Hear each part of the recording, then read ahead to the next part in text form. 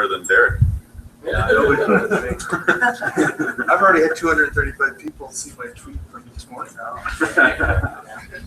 So It says getting ready to watch game projects.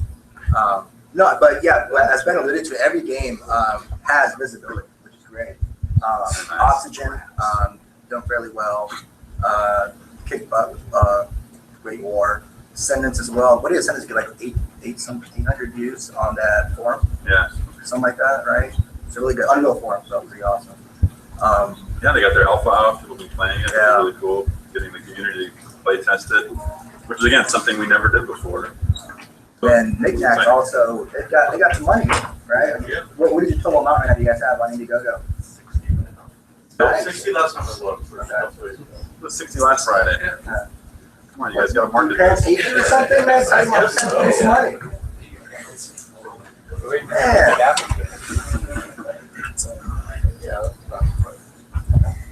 And then it is going to be shipped, right?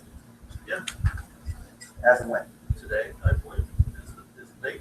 You mind applause, guys? Awesome.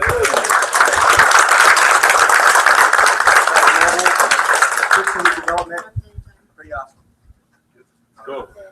So we got everybody's presentations. Anybody else out there didn't load it up? Okay. I don't know if ours is on there, but. Yeah, it'll be.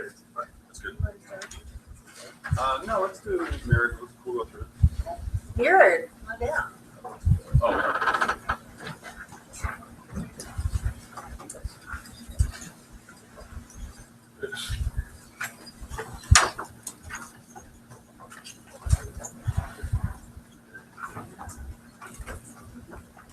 Let the documents work.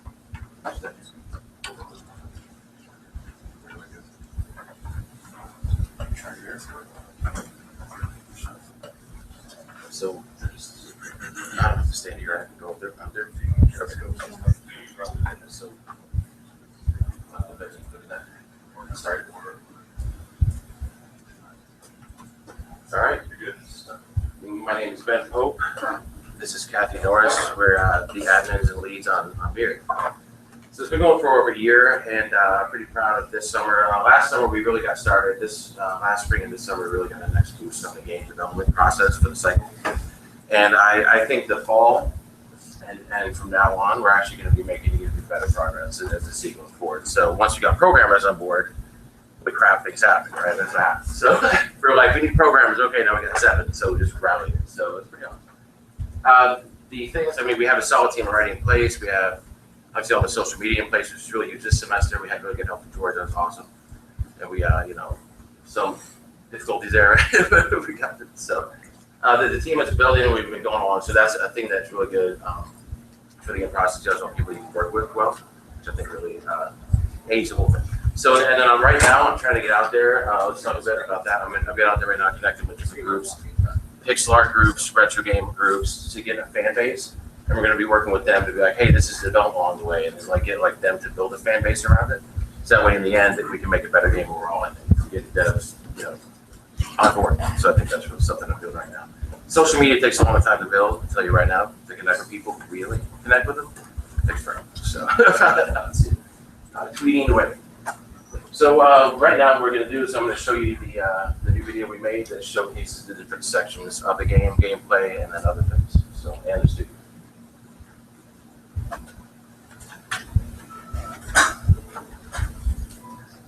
Is that right? Yeah.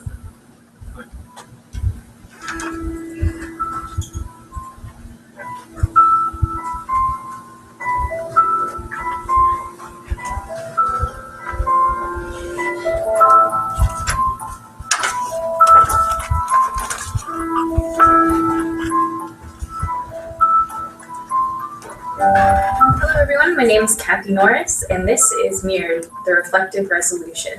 Mirrored is a game featuring a hybrid mix of 2D and 3D art styles in an action-adventure puzzler genre that follows the impactful storyline of a girl named Lily. Lily grows up with a hardship as she learns to cope with the loss of her birth parents that died in a tragic car accident. As she tries to find herself, she gets drawn into a mirrored world where she seeks answers and a connection between her past and her new life. Lily's only friend is her cat Logos, who accompanies her throughout the various levels of the game and tries his best to lead her. Logos has a snarky yet witty personality, but cares about helping Lily in the end. The game takes place in both a normal world and a mirrored world, featuring new enemies and a darker, scarier theme. Lily must progress through both the normal and mirrored worlds to work through what happened to her and finally reach a resolution. Lily's adventure takes place in the 1960s, which adds a unique look and feel to the game. It will feature 2D animated cutscenes visualizing the narrative for the player. The game also features a dynamic 3D added level hideout, where players can view their collected items, unlock new content, and interact with Logos, experiencing the world mirrored from another angle. Currently, our team is focusing on adding animations to bring the level to life. Levels and scenes will also be enhanced with voice acting to further immerse the player in Lily's world. Lily uses game mechanics such as digging, climbing, and pushing blocks to uncover collectibles to boost her defenses, so she can take on various enemies. To survive, Lily uses her shield to deflect enemy projectiles. Lily can't attack directly, but Logos will help her out in a bind. Bosses will ramp up the difficulty, and the battle locations will force players to choose a strategy carefully. Mirror the Reflective Resolution is the game to look for in 2016 from Live in the Game. Hey, I'm Ben Pope, CEO of Live in the Game. Mirror the Reflective Resolution is my flagship game for my newly founded game studio. This game is special to me since it is the first title from the studio and has elements that connect to my own life. As a developer, I want my games to reflect my own personal life experiences, much like a mirror through the medium made available by games. The game originated as a 3D game, but then shifted to a 2D format for gameplay due to the nature of time and scope. This allowed for a more custom art style to be included. You can see this in the concept and storyboard art team's pieces, the custom level art and animations done by the pixel art leads, and 3D done by the animator and rigger to allow for the 3D to be done in a sense and not abandoned completely. And these are some art examples here. The memorable nature of the main characters and narrative is connected with the general troubles and challenges that kids go through, represented in a visual game format. Each element of the game has deeper meaning beyond the surface to increase immersion for players in Lily's journey, aided by a custom soundtrack and voice acting. The team from the studio is solid and has been building it for over a year. The game has come a long way in development with different shifts along the way and major changes in art style. Now that we have a solid art direction and team, we now envision completing the game by 2016 with more content to follow in different forms. Follow us on social media to stay updated on content releases from Mirror and future projects from the studio. Keep an eye out for our crowdfunding campaign to support the project. Live in the Game is also looking to add fresh talent to our growing team. Feel free to contact me or the University of Advancing Technology regarding positions starting in September 2015. Thank you so much for watching.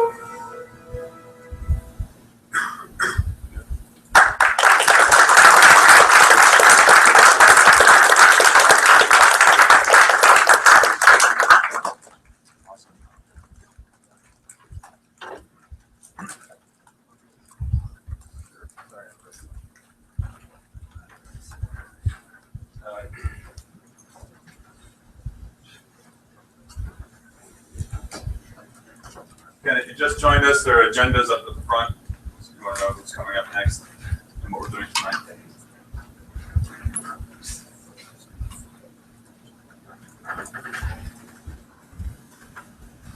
Okay. Well. Wow. Okay. Well, that's fun. While Eric talks about or pulls that up, I guess I'll introduce myself and our great video that we can't show you because it's too long. So we are the Great War Team, Strategic Tactical Advance. It is a real-time strategy game. This is our second semester of production. We got a lot of stuff accomplished this semester, and this is our trailer for gameplay. So go ahead and check it out. Once again, this is Eric, our lead designer. After this, we'll go through a brief PowerPoint and tell you guys how the game is going along and what we expect to achieve in the coming semester as well.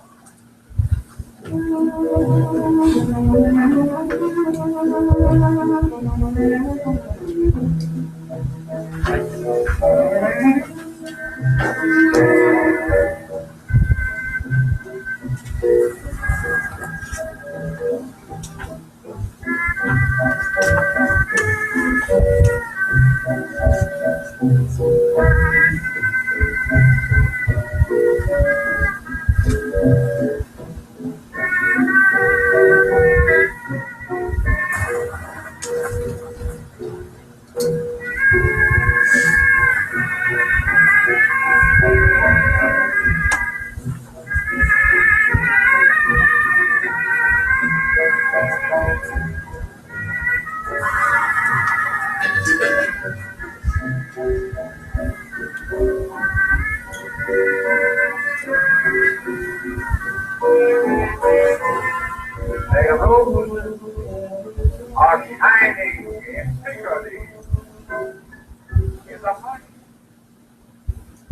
right, so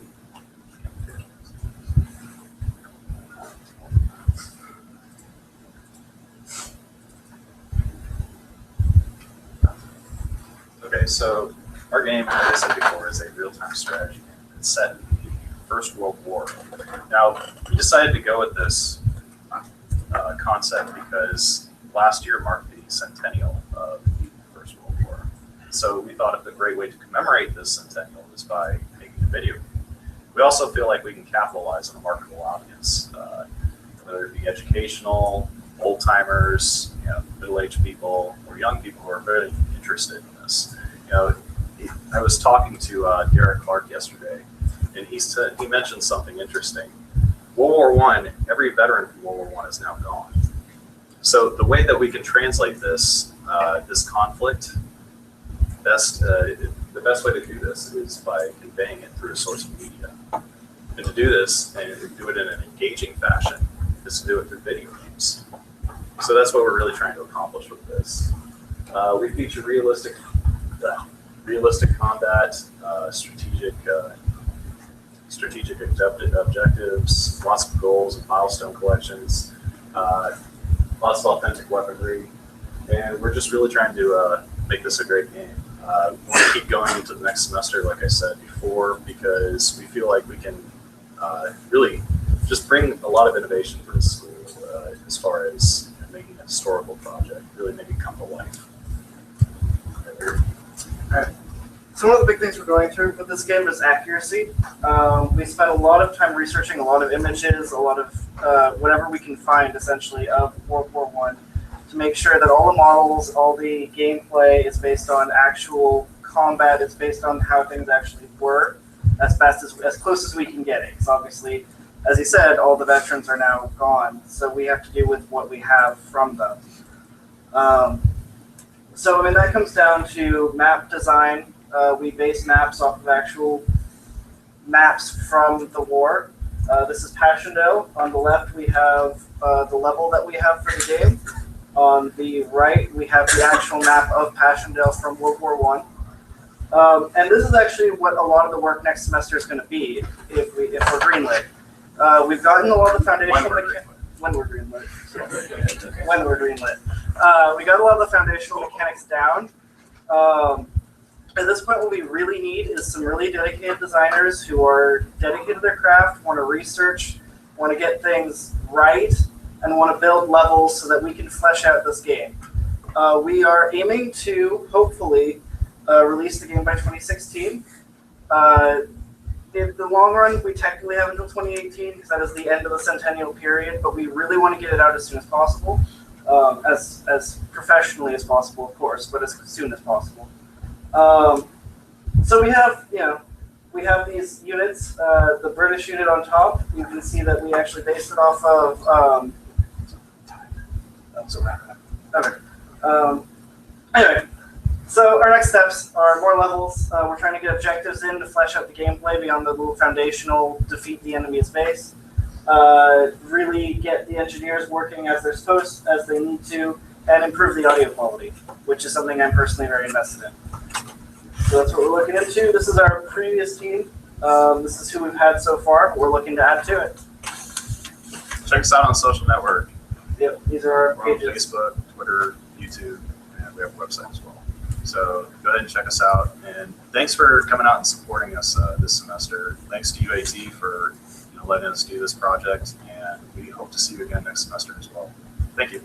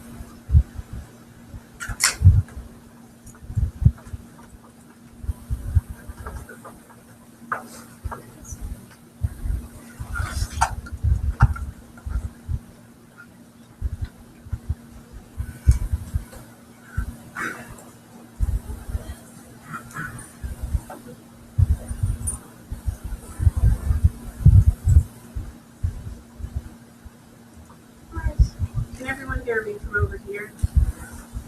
Yeah, okay. I know I'm normally in a screen. I'm actually here in person. My name is Claire Brayton. I'm team lead of Project Oxygen, graciously supported by UAT Green Studios.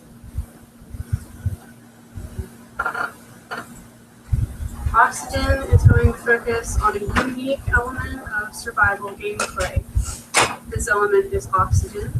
The player is to manage their air while they're in the moon base. The player is going to find themselves in environments in various levels of oxygen.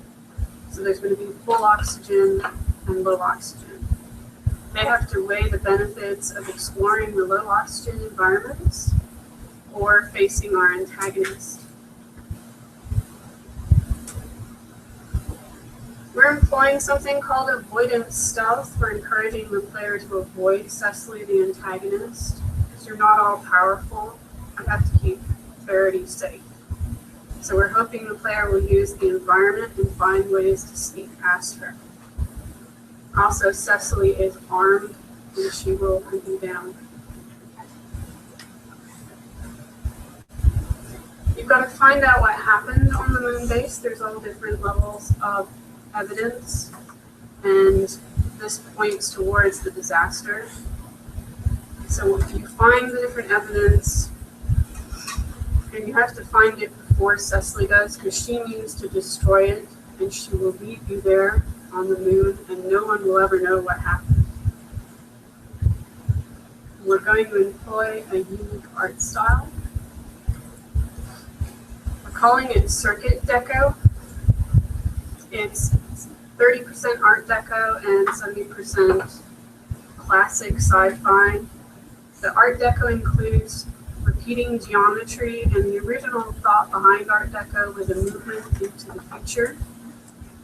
So we're going to include certain elements of classic science fiction, but the moon and the facilities are based on real-world research facilities and extreme environments you find on Earth. So sometimes to be inspired, you just have to look outside.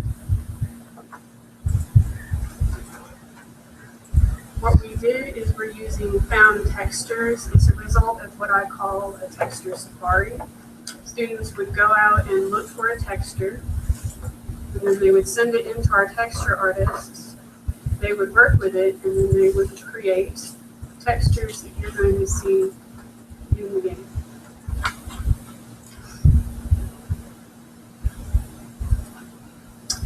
Team Oxygen is made up of UAT students both online and on campus.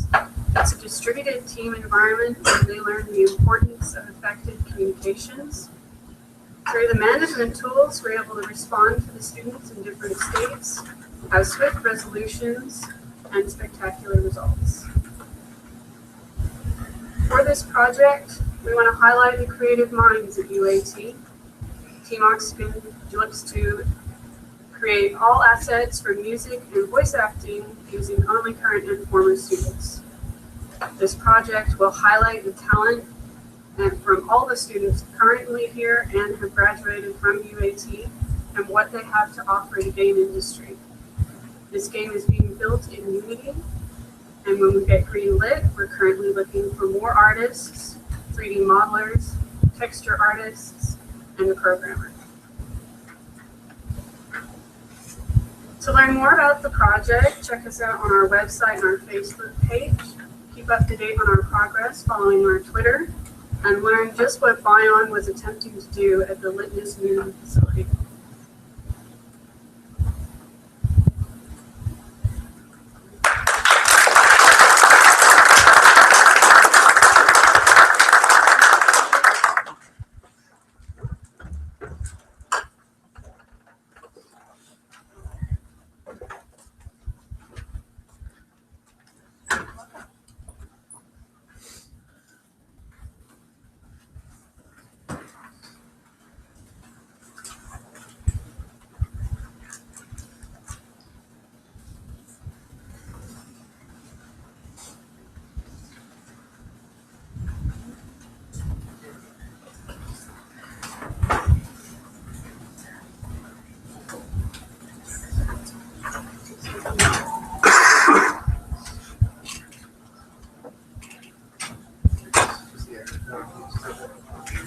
Yeah. Do you want me to do it, or you guys? My name is Richard Long. I'm an artist, a photographer, and someone who has no experience with video games whatsoever. But I do have a story to tell about the Holocauns and prehistoric culture that lived here 1,500 years, for 1,500 years, and our culture can collapse about 100 years before Europeans got here. This is Dr. Jerry Howard, who's my partner in this. He is a curator of anthropology at the Arizona Museum of Natural History. Is that right? Right. And also a faculty member at Mesa Community College. I research the Holocauns, doing excavations, and my research right now is in part sponsored by the National Geographic Foundation grant.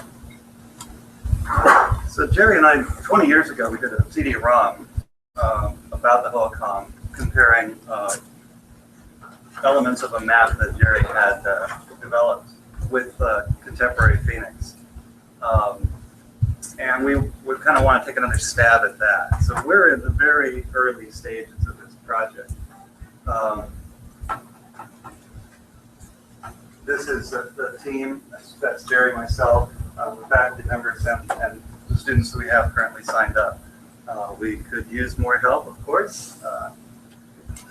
This is just a kind of an overview of the project. Basically,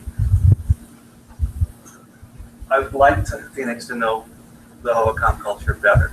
And if I thought that could best be done in an opera, I would be talking to a different room of people, but we're really excited to have the opportunity to work with, the video game team to put that together, because I think it's the best way to get this across, the scope and the scale of what was done here prehistorically.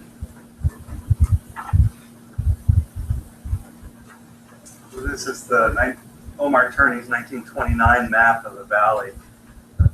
Not the first map to show the prehistoric canals, but I think the best known of the early maps and the most influential. It has several elements that I'm interested in. For one, it really combines contemporary canals with ancient canals. It invites the viewer of the map to sort of look at those things in connection to one another. It also shows Phoenix, Mesa, Tempe, and along with the Holocauns features. And that's something we'll be kind of coming back to. I also thought the way that Bernie indicated sites was kind of nice. They're sort of vague, probably because he didn't really know where they started and stopped. I don't know that we still know in some cases.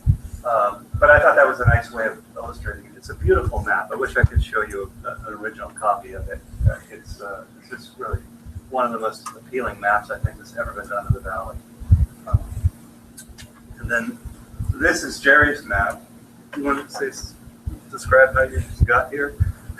This was put together through thousands of records, both by archaeologists, but also people who first came in, anglers who first came into the valley, recording them. So a tremendous amount of data went into this for the canals themselves and then the villages.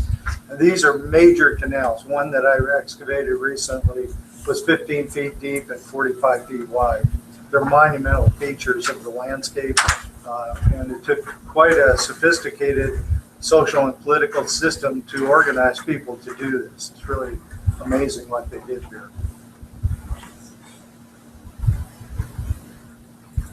So our concept is that, following along with what Jared said, over the course of 1,500 years, the people living right here were the principal population for the prehistoric Southwest. There are more people living here than elsewhere. They presided over one of the prehistoric world's greatest engineering feats, building an agricultural society, remarkable sophistication and scope here in the Sonoran Desert. They eventually collapsed about 100 years before Europeans got here. Phoenix was named Phoenix because at the time it was named, at the time it was founded, it would have been obvious to anybody that there was an ancient culture. The ruins were everywhere. Everybody knew that. Now that's not the case. A lot of people don't know about the Holocauns at all, or they know very little, certainly about the scope. We'd hope in some small way to change that. So we're going to do the same thing. We're going to rise this culture again. Another Phoenix-like thing. We're going to rebuild the culture in 3 dimensions to the extent that we can, and show people what was here in a way that will be clear. You'll be able to navigate yourself. In the art style, I really have a big stake myself in making this really sophisticated and immersive. Something that, from first glimpse, will be something that you know you're in good hands. That's a very important thing for me. We want to be able to have people appreciate the Hohokam culture as every bit as plausible and real as our own. And that means we're going to want to draw the villages, canals, farms, and cultural features as accurately and as evocatively as we can. There are gaps in the record, in the archaeological record, that we're going to address with conjecture, but good guesses, not just scientifically supported guesses, but guesses as what was here. So this was, let's say, 2,500 years ago, before the Hohokam. That's South Mountain. You are here. Salt River going through. I didn't draw in the Gila. But this is a great place to found an irrigation culture because of this gently broad, flat, gently sloping east to west valley. In some ways, the topography almost conjured up a solution for growing food here. This is based on Jerry's map, just a sketch to show you again, in a kind of context, the scale of what they did here. This is what hasn't been done in the past, is we would like to show you the Hohokam fields, what they look like in their entirety. So this is just a sketch. We're going to be coming up with something much more elaborate than this. But just to give you a sense of what the cultural footprint of the Hohokam looked like. Then further, with our cultural footprint overlaid on, you can see the scale of it is quite vast. Until about 1929, there were more people the Hohokam had more people at their height than we had here in Phoenix. And Phoenix was dwarfed for many years by the size of cultural footprint. Feel free to jump in anytime. So this is in a way I want people to feel like, I should say, I think this is at its heart, it's a map. Where it's an invitation to look at a map, to look very carefully at a map. But it's also an invitation to explore a lost world, but one that you have a connection to. Everybody in this room has a connection to what was here. As an example, UAT, where we are right now, there's a canal just to the south that follows the path of the Hohokam Canal. There's a larger canal just to the north, about half a mile. That follows the Hohokam Canal. And we're very close to a Hohokam site right here, if not on one.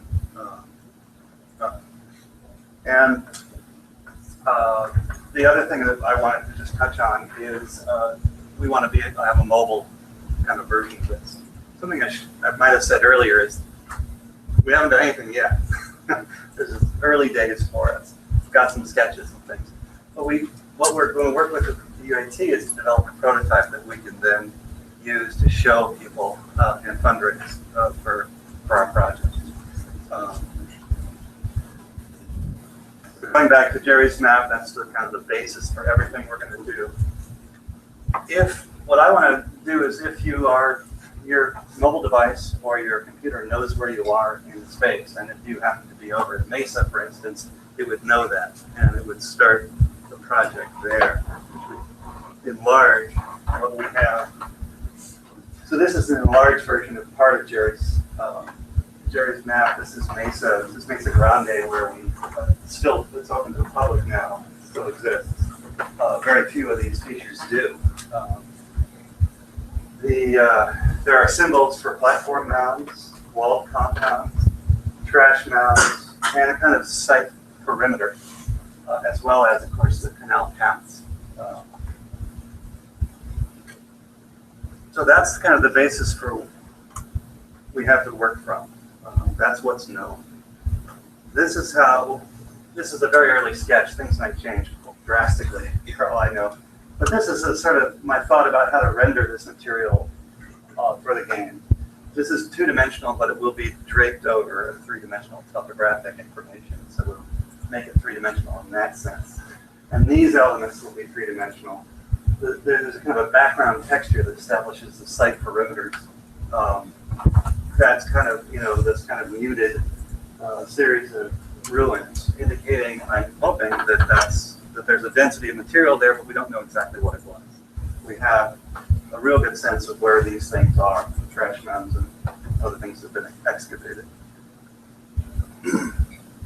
Again, what might be new about this project is we want to draw in all the fields that were under cultivation. It seems to me that a map that doesn't have fields is not very far down the road toward really understanding what the Hillcom are doing. It's like a documentary on Motown without the soundtrack or something. They were really here to farm. So that, I think that's a really important element to indicate. Now it's going to be guesswork what those fields really look like. But we're going to try to do that. This is how I'm thinking right now that we'll overlay the grid of Phoenix, or in this case Mesa, over the Hohokam material. Got a drop shadow, so it's kind of a sense of relief there. But you can still see the Hohokam cultural footprint underneath. But you can get a very accurate idea as well about how things line up. I showed this to a friend because he said, "Oh my gosh, my stepmom was buried at the Mesa Cemetery on a Hohokam site." That kind of connection is going to be very, very common. Everybody will have a connection. I'm going to do the whole valley of this resolution. Almost everybody will have a connection to the Hohokam this way. Some of the sites, so that can be toggled on and off the grid. Some of the sites are important sites, and they're going to be described. We have like 28 sites. I think there may be, I'm guessing, 50 or 60 villages in the valley. The principal sites will be described in detail. So we're going to, this is Mesa Grande, and when by some means you're indicated, you might be able to click on that or interact with it some way, to be taken to something which is an effort to sort of show a real place, to show that these villages were not, just lines on the map, but they actually had a presence, just like a lot of African villages do. So this is an effort to show canals with cottonwoods and willows along the banks, fields under cultivation, and buildings, paths in between them. There's a lot of room for adding texture and detail to this, and I'm all for it. Because I really would like to give people the impression that they've really seen what it would be like to have seen a Hohokam village. Again,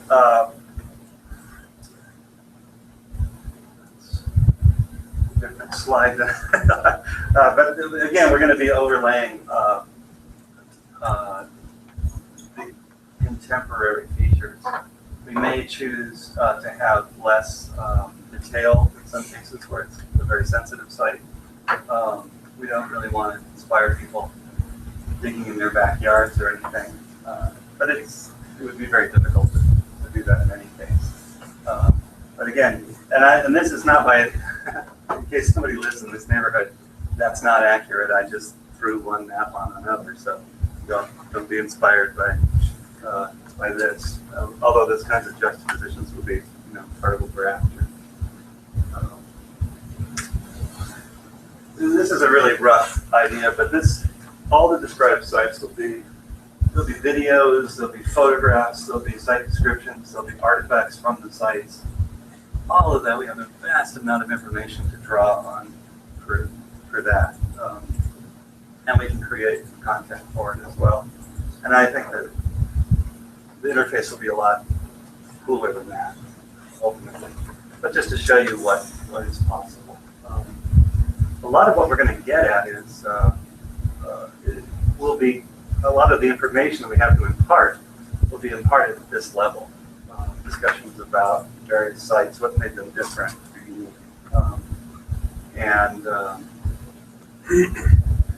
we in the past we did topics and we did other things, a timeline. I think that's beyond the scope of the prototype as it exists in my mind, but I'll touch on that in a minute. This is 1885 lithograph, kind of imagined bird's eye view of Phoenix. Richard, we're going to start the. Oh, okay. Yeah. I got 2 slides to go. Yeah. Sorry. This is, kind of antecedent to what we want to do. Phoenix is justly proud of its irrigation here, based on the Hohokam legacy, largely. But I just want to say that this is going to be about us as well as about the Hohokam. We want to render the entire valley in a 3D model, trace it over the topography. We want to import that topographic information, program for kind of a Google Maps version of what we're going to do. Describe a single site in detail for the prototype, and then try to get it over to mobile devices. And then monetization. What I want to make sure is that we understand is that this prototype will be taken and we're going to do fundraising, and then we're going to kind of produce the final product. We want to, really grateful to be able to work with you guys to produce something to show to you. And those are the pertinent dates. That's the end of the presentation. Thank you very much.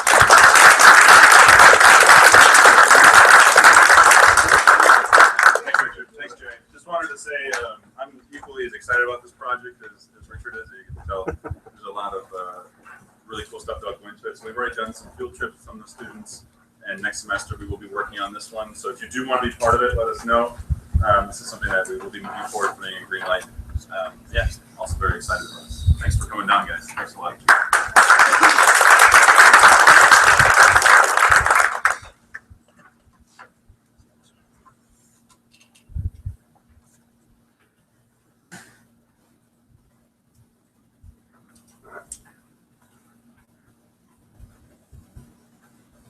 All right, my name is Noah Stump. And I'm Ethan Cleese. And we are 2 of the 5 team members for All in Vain. Basically, we started this game at Game Jam this year, and we were done making it, and we were like, we can do so much more with this. We had a vision. Because a couple of us were already in the game studios class, we knew what we could get out of being greenlit. And so we had a vision, and we know this is how we can get it done. So let's show you what we have. This is the 2D platformer beat-em-up game, All in Vain. In this game, the player takes the role of Aiden, the xenovirus, and his quest to take on and destroy the human body, one organ at a time. He won't stop until every cute and cuddly antivirus response team is eliminated. So far in our endeavors, we have succeeded in creating a few levels which show off the platforming and the current white blood cell enemies, along with our friendly neighborhood heart boss. The art is 2D based, using stylized versions of the natural state of the human body, utilizing a bright color palette. The platforms and backgrounds decay as Aiden progresses further into the body, reflecting the degradation of the health of the human body. As development of All in Vain progresses, we plan on taking this concept much further and taking time to ensure anatomical accuracy. We also envision this game being developed into a 4-player co-op game, where Aiden and his deadly companion viruses conquer the human body together. We also imagine an interactive event system, which affects gameplay depending on the part of the body you're in. Things like gravity, visibility, and motion will be affected by this. In closing, let's tell you about what we will gain from being greenlit.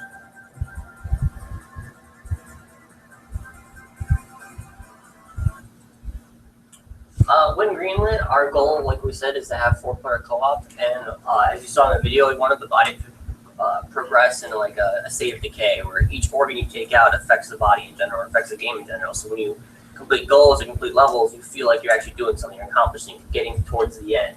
Obviously, the heart, probably one of the final bosses, you can't live without your heart. But once going, we also said we have an interactive system where we hope to have a 4v1 kind of feel where one player will be controlling the human body and interacting with the environment as he goes. Maybe something like gravity, or if you're the lungs and he's a smoker, the lungs would fill with smoke as you climb up the lungs. Basically, what we want out of being Greenlit is we could definitely use programmers and artists. That would be awesome. But obviously, we would take anything we can get because our team's small. But, you know, the more work on it, the better it'll be. In closing, we hope we are Greenlight and hope that we can do a fantastic job on Greenlight. Thank you.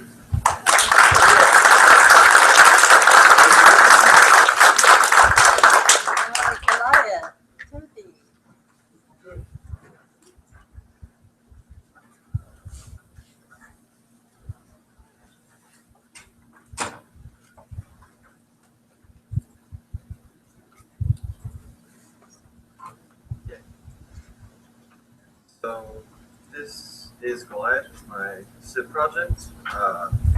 Already been approved, and I've used the advanced environment creation to create this concept level. So this is the teaser for it.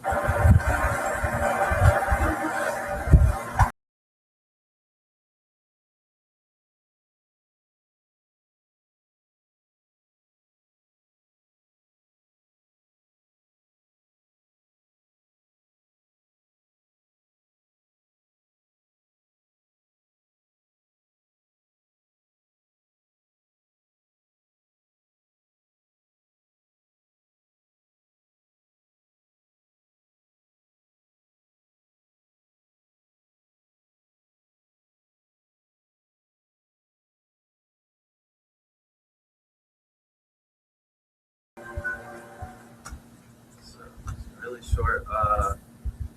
Trying to convey the mood of what I want to do with this game. What's the button for present? Nice. Alright, so Glide obviously is the name of the game, and I'm TJ Tapia. It's a third-person action RPG that will revolve around the climbing of enemies that are just huge. I'm really going for a sense of scale that you can see by these hands coming out of a giant cavern. I'd like to have an upgradable hub station where you can go to buy weapons and spend all your money and stuff like that. The games at the top have directly inspired gameplay. Obviously, climbing Shadow of the Colossus and the RPG aspect of Monster Hunter would really be something that I'd like to see in my game. The ones at the bottom have inspired the simple art style. I think with the simplicity of the gameplay and the art style combined, it'd be really something enjoyable. Where I'm at right now is I have this concept art that I've been showing throughout the presentation. There's more, just the art assets from that environment that I created, and then some design notes. It's kind of where I'm not going to end right now. What I need is more art to complete the GDD, which I plan to do over the break, and then to really finalize the art style, the stylized thing I'm going for. I also need a team because right now it's just me, so it's not going right now. I want to achieve one working level, 3 to 5 item sets that you can equip, one working boss that you can climb and attack, and just a simple crafting system used to make those items. I think you should choose Goliath because it is the approved SIP, or a approved SIP, and that's really helpful. It's pretty unique in just the game field in general, really only similar to the Shadow of the Colossus and stuff like that. And then I'm always open to new ideas. Everybody on the team will have to say and stuff like that. And it's only games again. So that's it. It's really short. Thank you.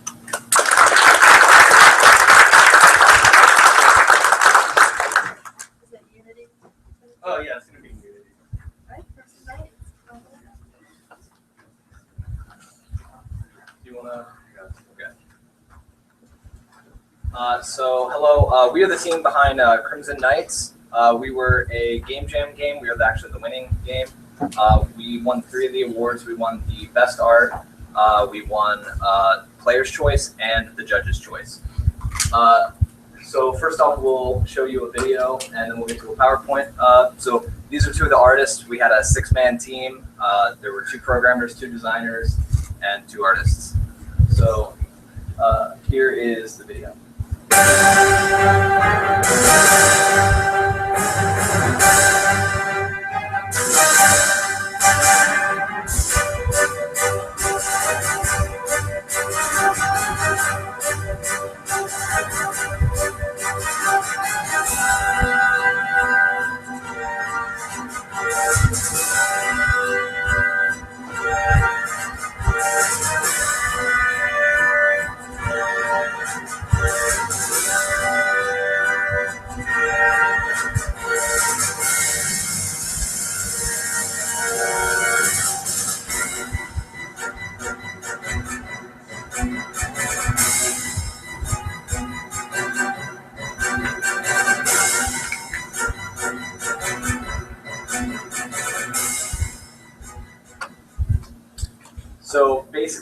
within the 2-day time span that we had, we were able to make just this simplistic demo.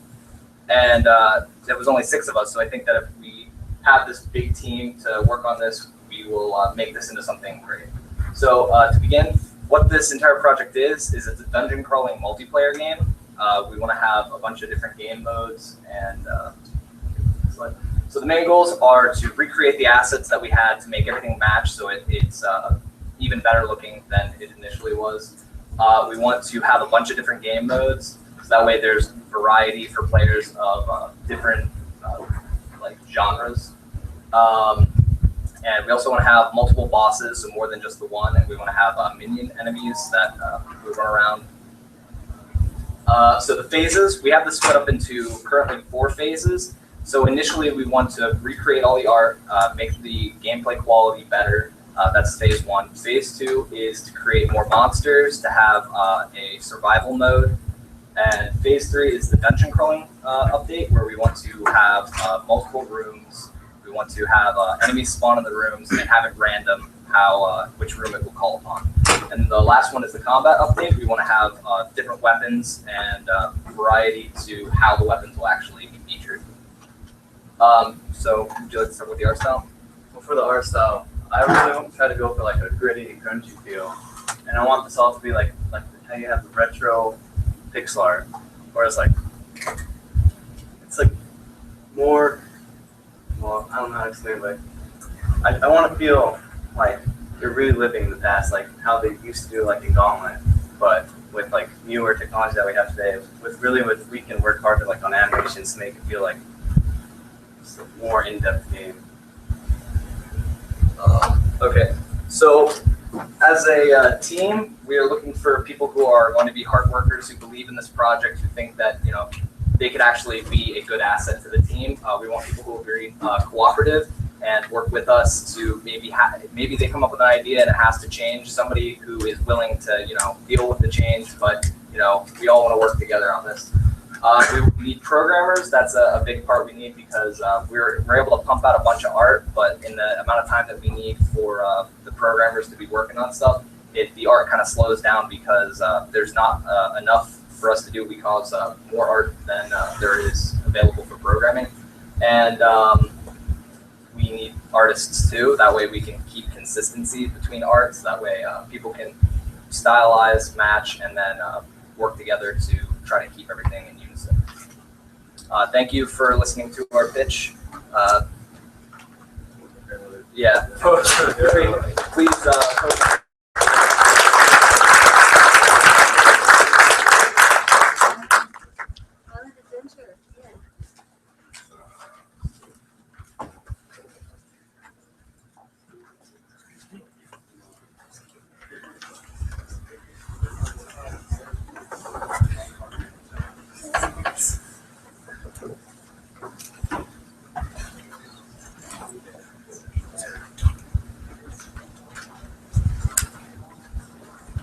How's it going, everybody? Name's Ian. Last semester I was in Ben's game documentation class, so I was able to get a lot of this documentation done beforehand.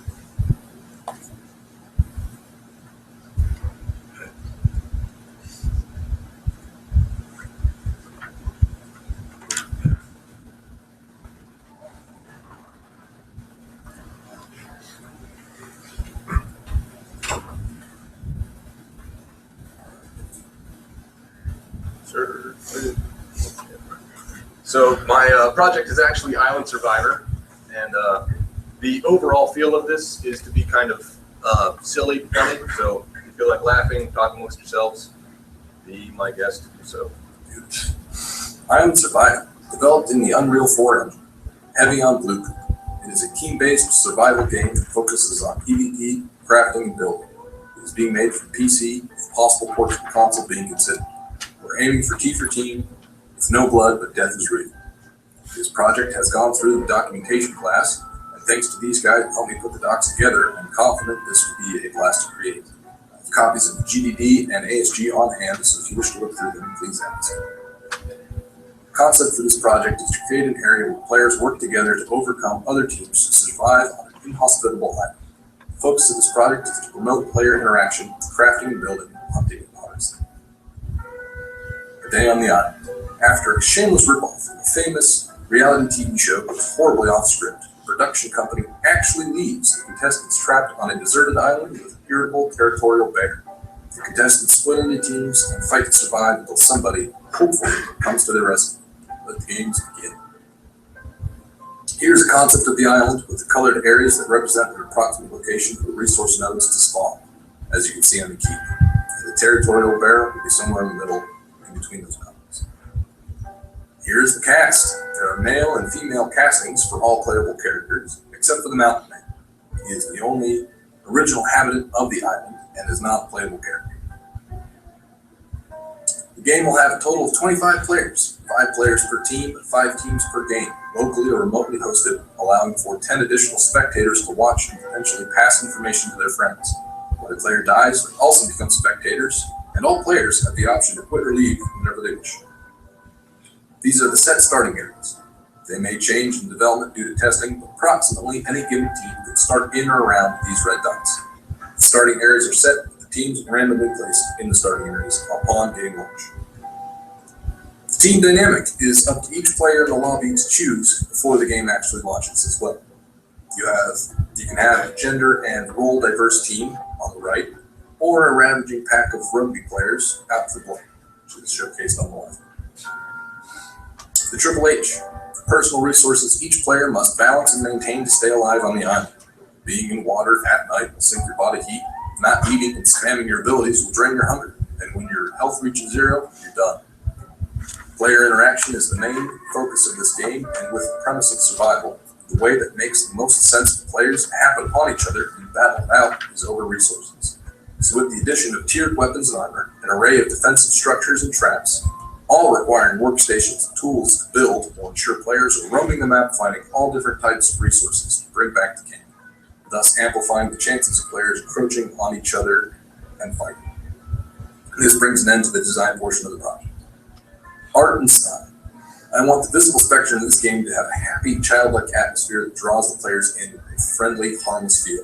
All the while, everything in the non-visible spectrum of the game be dark and scary. The palette should represent this. Every object, resource node, or character, make sure they look as happy and bright as possible. Draw the attention of the player away from the fog of war that is surrounding. The view of the game will be top-down, like an RTS, or a high third-person camera on a swing pivot. I want to separate the player from the character as much as possible, which will increase the replayability. This is a crude concept of what I've been talking about. The inner peripheral vision is that closed circle, and the outer vision cone in green will showcase the vibrant, happy aesthetic of the Wind Waker picture I showed earlier. With a tapering field that shifts everything into the dark, cloudy, murky fog of war where nothing but basic shapes should be distinguishable. This will add the tension that a survival game needs, giving the player that heart attack feel when they are suddenly attacked from behind or outside of their vision. And that really does it for my presentation. This is a slide that I've left for a brief recap while I talk about the positions I'm looking for. If you're interested, this project has a planned out 15-week development cycle to roughly get a multiplayer demo completed. To reach that goal, I would like the assistance of 10 artists that can work on all things game art development related, while I'll settle for 7. I would also like 5 programmers of any skill or confidence level that is not afraid to work in the Unreal Blueprint, but I'll settle for 3. And I'll take any and all designers that wish to jump on this project. There's a lot to do, and the designers are jack of all trades and will be divided out to the other departments as needed. Well, that's pretty much it for my presentation. Thank you.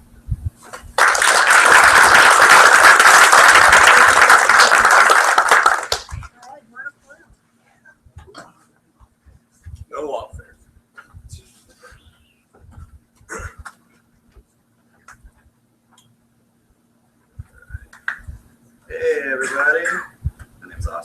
think most of you know me, but what?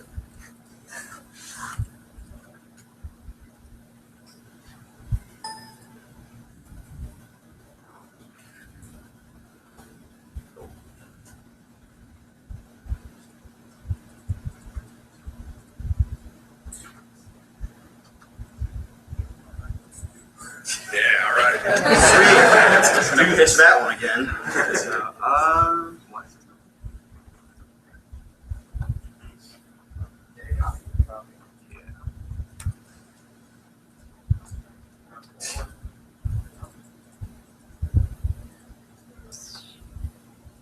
Why is it so weird?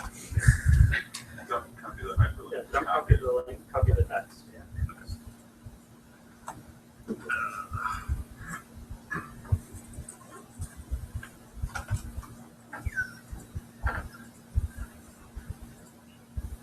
Yay! Hey everyone, my name is Austin Shant, and I'll be pitching Mortal Coil today. So I'm a grad student here at UAT. I'm also the founder of Airborne Game Studios, and I am the producer for Mortal Coil. So what is Mortal Coil anyways? It's an asymmetrical turn-based tactics game that pits agile vampires against hulking Templars. So an asymmetrical game is basically one side plays completely different than the other side. So the experience for playing as the vampires is completely different than playing as the Templars. This is going to be built in Unreal Engine 4. It's a future Steam release, and it will be 2 players online or local. So Airborne, the company that I founded, is a student dev team. It's also a Game Collab incubator graduate, which means that we went through a crash course in business development and set up all of our marketing channels. So that means that we're also established online. So we have a full website, as well as a blog, and a good following on Twitter, Facebook, and YouTube. So here's our fearless team that we have established so far. We've got John Pratt, he's our design lead, and Brandon Habib, who is our art lead. These guys will kind of be our boots on the ground. They will actually be in this studio course. And then we have some external students here at UAT that will also be working on the project. So we have Alexis Brelta, who's our artist, Tyler Basin, who is a designer, myself as a producer, and Maury Lindsay, who is our company art director. So the tools that we'll be using to develop Mortal Coil are obviously Unreal Engine. We'll also be using Slack for communication. Axosoft is a Agile and Scrum tool that we'll be using to manage the project. We also have Substance, which makes our artist's life so much easier. So what's been done? We have a paper prototype, so that means the game is working on a tabletop. We also have a full game design document, an art style guide, an art Bible, which is our company practices for how we handle art. And we've also purchased an Unreal 4 tool called Turn-Based Tile Toolkit.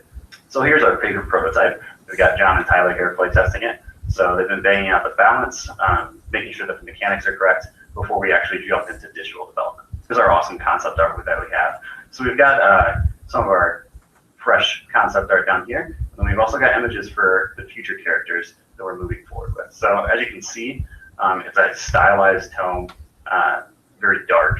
But also we're trying to steer away from the typical vampire. This is something that's going to be a totally unique art style for us. And then the Templars, they're going to be the adversaries for the vampires, obviously. They're going to be these hulking units with oversized shoulder pads, giant shields and armor, but they're going to take on a sort of toony look almost, similar to Blizzard style, as you see here in this picture. And then here's a little bit of color reference that we're going to use for the traditional Templar look. So our environment that we're referencing is, these destroyed castles in Italy and in France. This first level is actually going to be set in a sort of garden palace-y area that the vampires are using as a hideout. So lots of green actually, and lots of destroyed stone. And so this is really awesome. This is where we kind of got a leg up. So the Unreal Advanced Turn-Based Tile Kit. It's something that I purchased for Airborne off of the Unreal Marketplace. And what this does is basically gives us all the parameters that we need to develop the game in a prototype phase. So we've got a hex-based or grid-based combat system that already functions. You've got movement, combat, AI, and various stats that you can adjust. And then you can use your own meshes. You just drag and drop them into it, and you can make levels in an absolute flash. And the cool thing is everything is driven by blueprints in this, which is Unreal's scripting language, which means that our designers can just sit down and bang out levels without actually having to bring in programmers at this prototype phase. So our semester goal is vertical slice, like this cake over here. we'll have a tasty slice of the game, but not the entire game. So we're looking for a single player level, an art style that is represented in the game. That means characters and environment that are going to be similar to what they are in the final release. Basic AI, which some of that already exists in the toolkit, but we're going to expand upon that about. And then an overworld concept, so an idea of what the game map would look like in the final release. And then we'll have an alpha build trailer, and then press baby press, pushing out to some press outlets to get it featured and get a little bit of coverage to build up some hype. So how are we going to do this? Well, first of all, we're an experienced team. We've worked on projects together before, and everybody's got a good portfolio under the belt, so I'm confident in their skills. We also have a proper scope and great organization. So as you can see here on the right, we have Axosoft built out. We have all of our tickets, our Gantt chart, those kind of things built out, so we're ready to go. And then also marketing is where we're going to succeed. We already have established channels, and that's something that we can accomplish. So what's our final release plan? Well, we're looking at Steam for summer 2016, around $15. This is based on market research of what a tactics game of our size will sell for. And that's going to be the single player campaign and then a 2-player versus mode.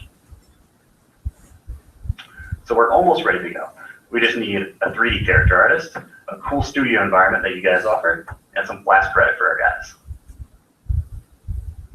So any questions? And if you'd like to contact us, please visit our website and be sure to follow us on social media. And then go ahead and ask me some questions in person or shoot me an email at my UAT email. Thanks, guys. Yeah, thanks, guys.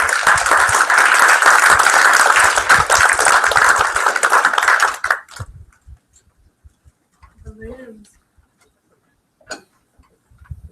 First, we're going to get Ian back to flash drive.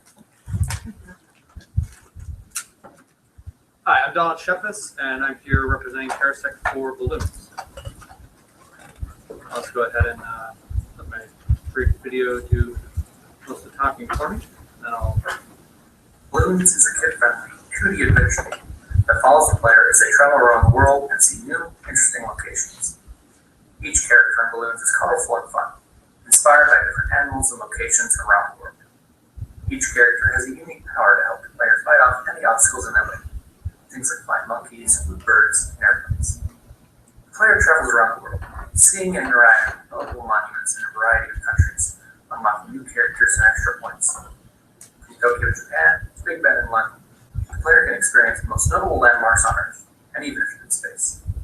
The player uses wind to push their character around, picking up coins and power-ups. Things like doldrums and storm clouds can alter the direction and speed of the player. They tap on the enemy to pop their balloons, while keeping their own supplies safe. Our goal is to make a game that's simple enough for young children to play, but with enough challenge and content to interest older players as well. Balloons has the basics of art, programming, and design completed. What we need is a production team capable of creating the core content of the game. Artists will be responsible for creating a flat, low-poly 3D models that gives Balloons its unique style. Programmers will build the scoring system, AI, unique powers, and events down throughout the game. Designers will build the various environments, balance the gameplay systems, and ensure a high-quality player experience on mobile platforms. Our goals for the end of the semester include a release beta build, 8 completed zones, along with 4 unique, unlockable characters and their special powers. So join us at Terrasec Mobile, and let's build Balloons together. So the real value that Balloons is bringing to the Greenlight program that I think is our scope. It's very manageable. It's something, it's a project that we can take anyone for. It's not we just need artists or we just need programmers. We can take anybody and we can help push this game out. We've got probably a third of the art assets done for the entire game. So even if we don't necessarily have a bunch of artists, we can make up for that. We've got the basics of the programming done. So if it's not as tight and has as many features as we want, if we only have artists and designers, we can still push forward with that. We've got a lot of the design work done. We've got all of our principal documentation done. We've got implemented gameplay systems, but we don't have any designers for whatever weird reason. That might happen. Probably not at this university, but if it happens, we can push forward and continue and meet our design goals and have that release beta built at the end of the semester, no matter what the composition of our team. And it's also a great project because if we have a team that can really get the work done and push things out and have a big team, then we can go well beyond our initial goals of just having a beta release. So the project can shrink and grow in size and scope depending on who we have, so that we can really fit with whatever team we get here at Greenlight. Thank you.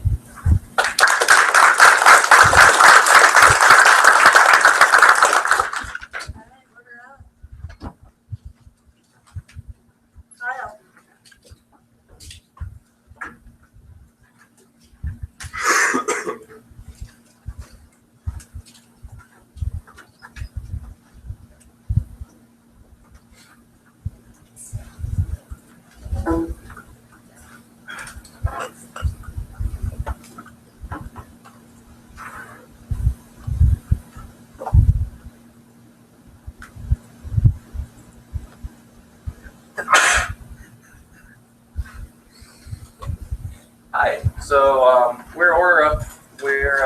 I'm Kyle. This is Austin. I'm Rachel. So Order Up is a 2D pixel art game based. You're a chef going for a famous culinary school. The school's been taken over by a new professor who has used these schools and equipment to make mutated culinary monsters. So we already have a playable demo right now. We have 4 levels. Each level has a unique environment based on a certain culinary dish. So for instance, like the background is the actual level right now, and it's based off of a Japanese level. So you have like your little soy sauce bottles and stuff like that. So each of these environments have specific ends. So right now, like there's sushi monsters walking around. What we plan to do next is upgrade to Unity 5, so we have a more up-to-date project. We need better scripting, additional mechanics, levels, just more refinement in general. And so what we need is particularly programmers for what we're trying to accomplish. But we also do need artists and, of course, designers because we would like more levels in general. Our potential market would be to just a casual phone game. There's not too many of those that can just like you can play for 5 minutes, put down. Maybe you're waiting in line for like your food or something. It's something you can play. And that's it.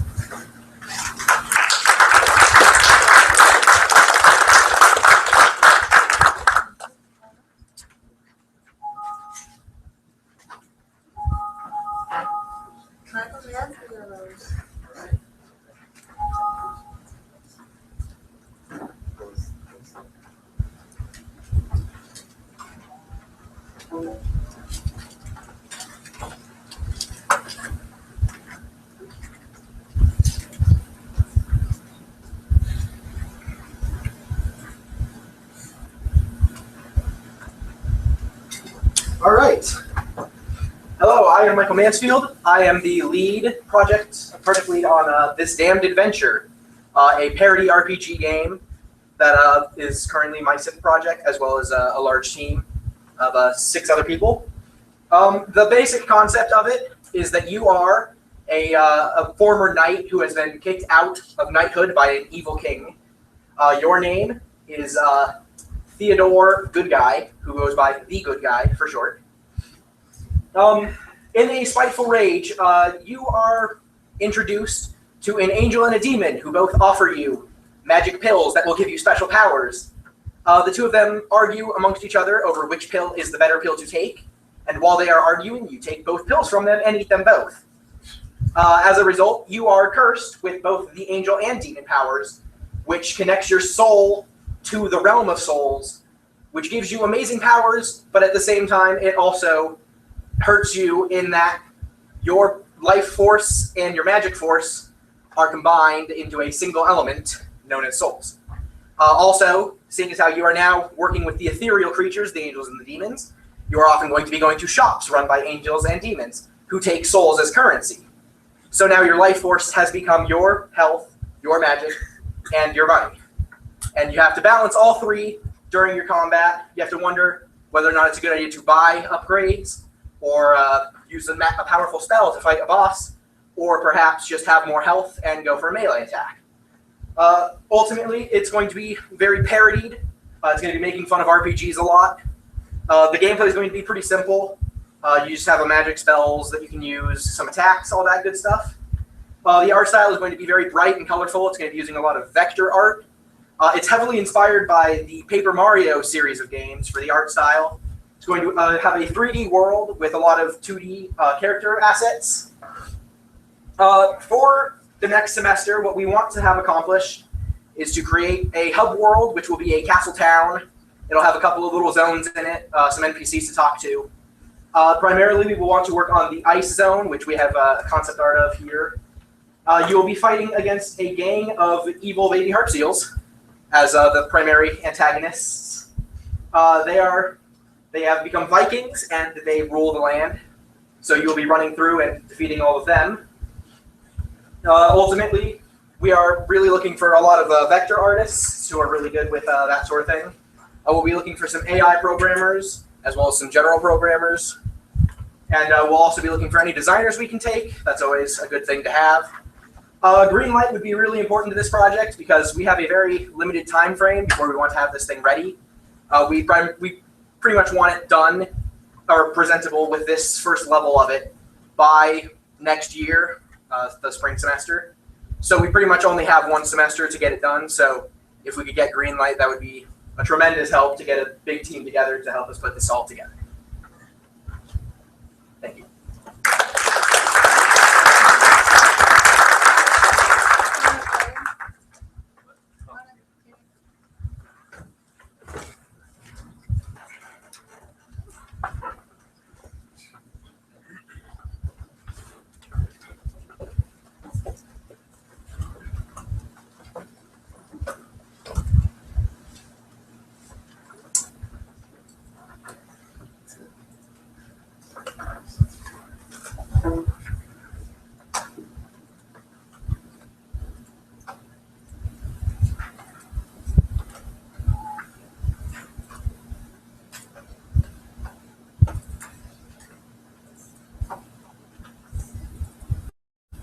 All right, my name is Harlan. I'm a graduate from UAT, game art and animator.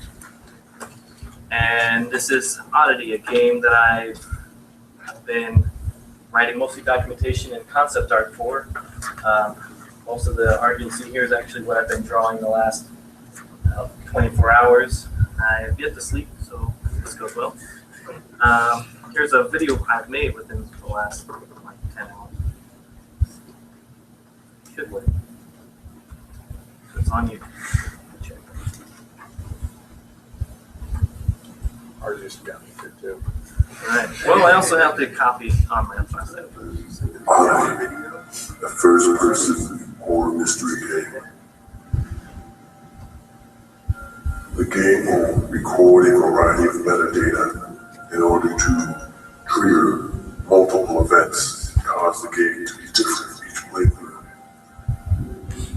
The more the player plays, the more content will be unlocked, the more characters they can interact with, the more powers and items they can possibly acquire.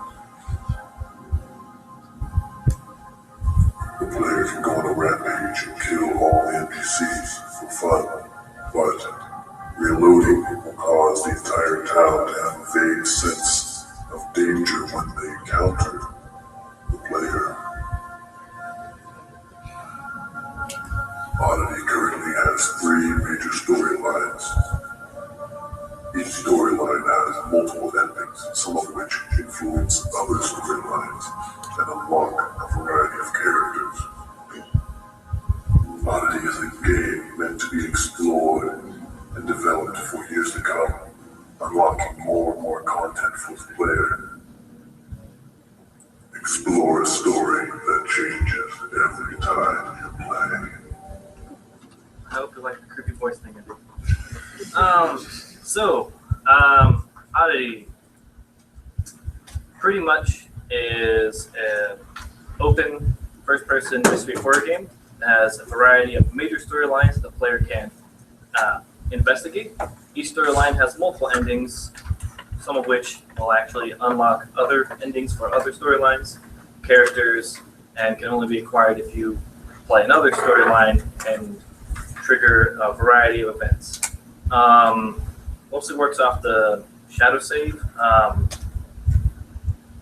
The game itself will keep track of a lot of things you do, even if you don't save. So, like the example gave, if you start to go on a rampage for shits and giggles, odds are all of your NPCs will reload with a lot of that trauma, and they will either become aggressive or more fearful towards you. But this can also be played where you can be very kind to a lot of NPCs, load to a much earlier part of the game, and then a lot of your NPCs are a lot nicer to you off the bat instead of having to build all the way back up to a nice relationship. This is mostly used as a resource developing thing for the major story arcs. There are 3 major arcs that I've come up with. They should be fairly easy to build. There's a dark prophecy, which mostly incorporates exploring the politics of the town, because they're horrible, horrible beings, and it turns out that they're most likely demons that are going to wake up and kill everybody. So your job is to either escape before then or find a ritual to stop that. The next one would be a Chthonian war, which would be the underdwellers rising up and killing everyone. Again, find ways to escape or combat it by communicating with an unlocked NPC, which is kind of like a strange diplomat. If you can figure out what he wants you to do, odds are he can reduce the chances of a war breaking out.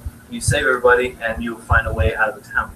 And then you can even change the ruling party of the town through mayoral elections by unlocking appropriate candidates, and even run yourself if your character by some chance has political experience by playing the arc or playing enough of the arc and reloading and then allowing yourself to be run for the elections. The game is based off of replayability and all the various effects you can have on the game just by replaying and reloading and being careful of what you do. These are some of the major characters that you would meet throughout the game. Each of them are strange and supernatural in their own right. My main goal for Greenlight is to get 2 to 3 of the major endings working. The small cast of necessary characters actually build the world, as well as some modular building. I can model and texture, do a lot of concept art myself, but artists are always welcome.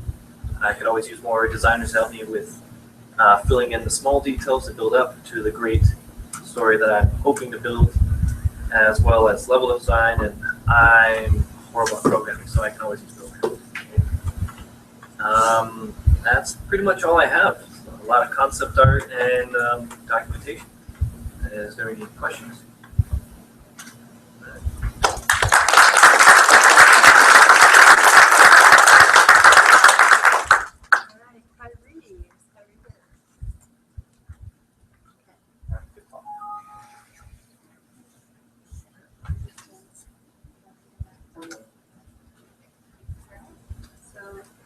Kyrie is not here.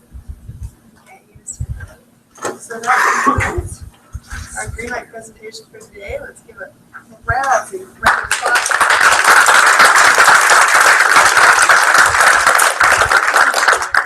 Yeah, why don't we take a break? Do you want to do the judging and come back and also do the awards then? Let's do it. So why don't you guys take a break now, come back in, what, 10, 20 minutes? Yeah, give us some time to judge. Come back in 20 minutes. What is that? 12:20. How about that? And then we'll wrap that up, and then we can go to lunch.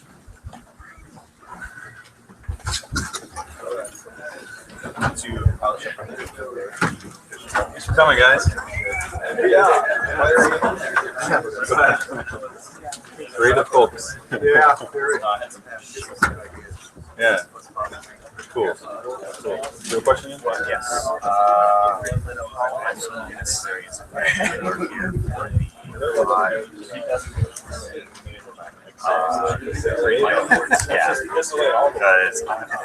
That's the plan. We were gonna see like how far we could go and just yank it out. You're lost. So this semester Yeah, you sounds were good. Thanks. Christine Greenlight. Oh, sorry. Oh, no room. This is already in.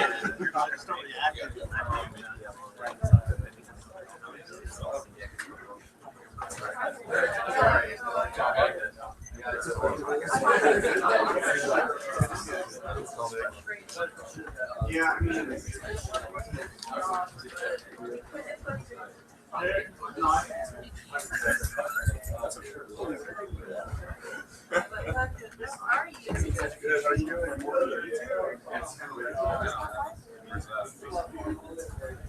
Yeah, me too. I wish I could show you. I should have But you don't want to see that one. I like the ice cream.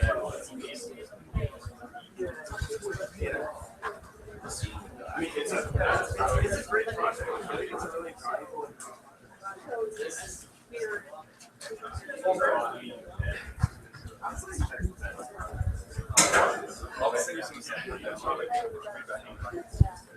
You post like all I know. All was on my Insta. Oh, yeah. I'm still You like this? Yeah.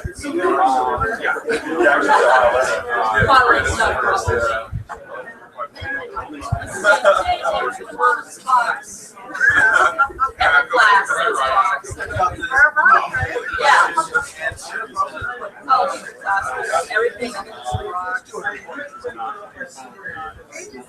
You too. Yeah, for sure. I've been on it for a while. I've graded the work on it. No! I'm not.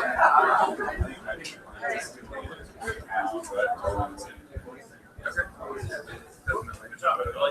It wasn't a legit for everybody. Yeah, it's terrible. Yeah, I am. Here's your there's not all I can say. Yeah, sure. I am for should I go to the other room? I guess I talked to you already. No, I was just thinking there were a lot of questions like that. You gonna join us there? I forget what I remember. But yeah, I can email you that question. Look at your grade, see how much. Yeah. But yeah, I'll keep working on week 15 stuff that gets everything that technically do something today. Oh, there's a lot of stuff not in here. And yeah. I've heard a little bit. You ready? You should be down. It's good to like take some time. Ready, Derek? Yeah. Good to see you. We gotta do a lot of arm wrestling. Yeah. I think getting out. Yeah. Well, I mean, yesterday they surprised called me in. Like, we have extra hours we supposed to stop. I was like, yeah, sure. Like, I'll be there. Like, they even made a fine ride home. Like, they were working. Because he was working. But yeah, actually, I did get off. I had to work at 4 because I had to get here. 4 years before. You earned that. I wasn't expecting to work at all. So I got Okay, y'all take a look. It looks like it's gonna make a difference. So I worked like 9:30. Didn't go home, and I was like, David. Yeah, and I was like, no. What is he doing? He's helping Sarah over there. Oh, that's right. Cool. Yeah, so he's over there helping her out. He's been the one doing all the new students. So he's been processing all the paperwork and everything, all the renewals, people renewing the forms, and like that. Through what he's been up to. So, but like they're trying to find something to actually put. Like they want a bookkeeper there, somebody to do like all the finances and everything, and the actual like record keeping. So they've been trying to find somebody. They haven't found anybody yet. They're supposed to find them before the semester ended. They've had 2 interviews. One of them didn't show, and one of them they were like, so they're still there. So we're not sure how long he's going to be there or anything like that. But they pretty much want to fill the position. But I'm almost hoping, I know David probably doesn't want that to happen, but I'm almost hoping that Sarah might like him. Because at least that's a steady job when he's getting paid and everything. He's a good bookkeeper. For it. Like, well, he claims he doesn't know any bookkeeping. Like, David, how hard would it be to learn how to file things if you've already reorganized for her? Yeah. Like, what? I think he'd be good. I think he would be fine. I think that because he was already told that he is temporary, he's got to have these mindset like, oh, they're just going to replace me. And it's like, yeah, but if you keep doing, like, Sarah loves you. Like, you keep that up. Maybe she'll just decide to keep you and, like, maybe switch some of your things around. Yeah, for sure. It's awesome. Yeah, right. And like I said, it's money coming in. It works, like, it works from 10 to 3:30 Monday through Friday. Like, it's good and steady and it's makes money. So, I mean, I think it's only like, giving me an hour, but that's what I'm getting. And I'm only working maybe 4 hours a week right now. So, yeah. Are you able to do any work in the time? Yeah, no, I've been working on stuff. I finally updated my portfolio to a good point that I started applying. So I actually, I applied Saturday. I applied to 4 positions in Blizzard, all of them effects art. Everything I applied to effects art. There's 4 at Blizzard. There was 1 at ArenaNet that I applied on Saturday, and like Tuesday I applied at Volition, which is where Andrew Robbie went to go work. So I contacted him and said, hey, I just applied. knows the hiring manager. I was talking with her, and also the FX artist there who connected to me. So I was talking to them. And then yesterday I applied to Cinemax Online and Telltale Games. So that's 9 places so far. I've only heard back from 3 of the Blizzard ones that were all no, but keep stuff on file. So, That's all you can do. yeah, that is. So, anytime I saw Blood Fighter, we're wrapping that up. That's almost done. We have one more left. We can do hardcore and maybe touch-ups. Like, those sections will probably fall on me anyways. Yeah. Because, like, we only have Mike. We had Mike, but he was so busy with classes and stuff, we wasn't able to do very much. Carissa has been gone. Like, she graduated, so she left. And she did, like, a couple things that she modeled like, tree huts, like, a new hazard for us, but I ended up doing more on wrapping and texturing it. Just because she can't texture anymore where she's at. Like, she doesn't have Photoshop or anything. So, so it's basically just been me and Kim, and then Jacob's been doing animation. Oh, that's right. Yeah. Yeah, we had some animations that needed to be done and some that needed to be fixed, so we started working on that, while Kim and I had to take on all the modeling and wrapping, texturing, like, for everything that was left. So, When's the release date for that? like I said, we're hoping to get it done before the semester ended, and we're so close. Like right now, it's probably going to be like a month or two. We'll probably have like it done, and then we're probably just going to touch it up a little bit. It's still on Steam Greenlight. It went up a little bit, though it still has a reach what it needs to be released.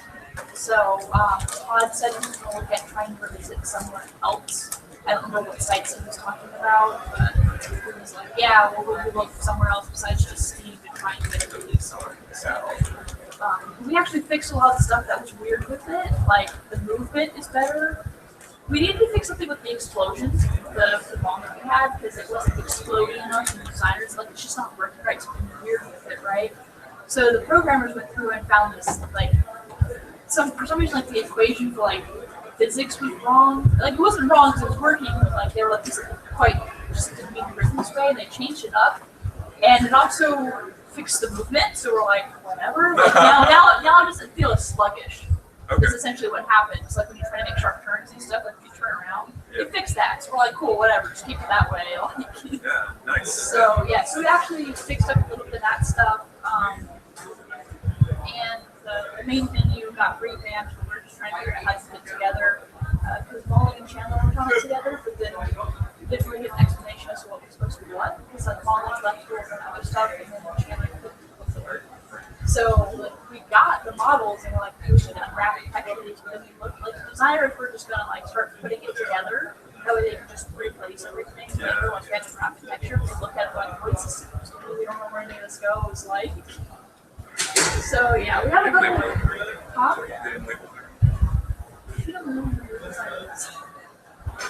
Like, I go in, I'm like, these are the pedals. This is the stem. Like, because I noticed, like, when things get imported, it's like cylinder one. So I'm like, but I think it's because a lot of the other artists, they never do it. I found the only artist who's like, put my own shit inside of the beat. Like, yeah. But whatever.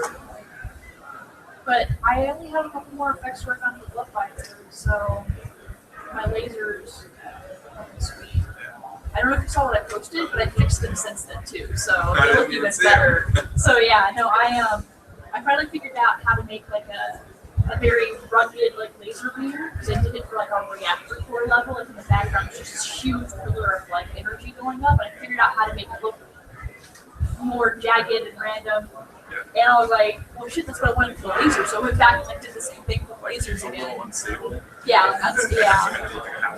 yeah. So I was like, shit, like, this is great. I went back and fixed the laser with the same technique.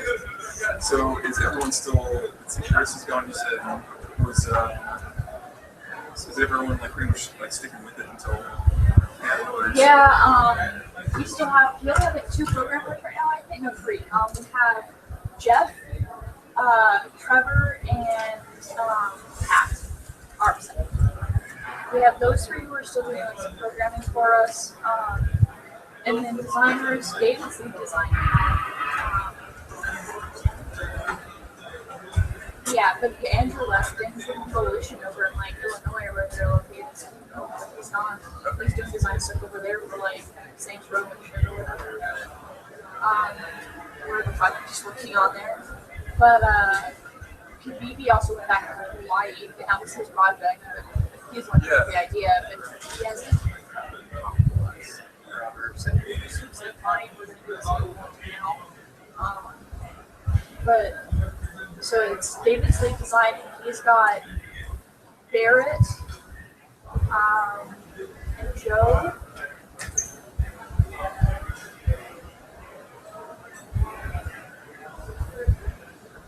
Yeah. Andrew and Ron. I feel like I'm missing a designer, but.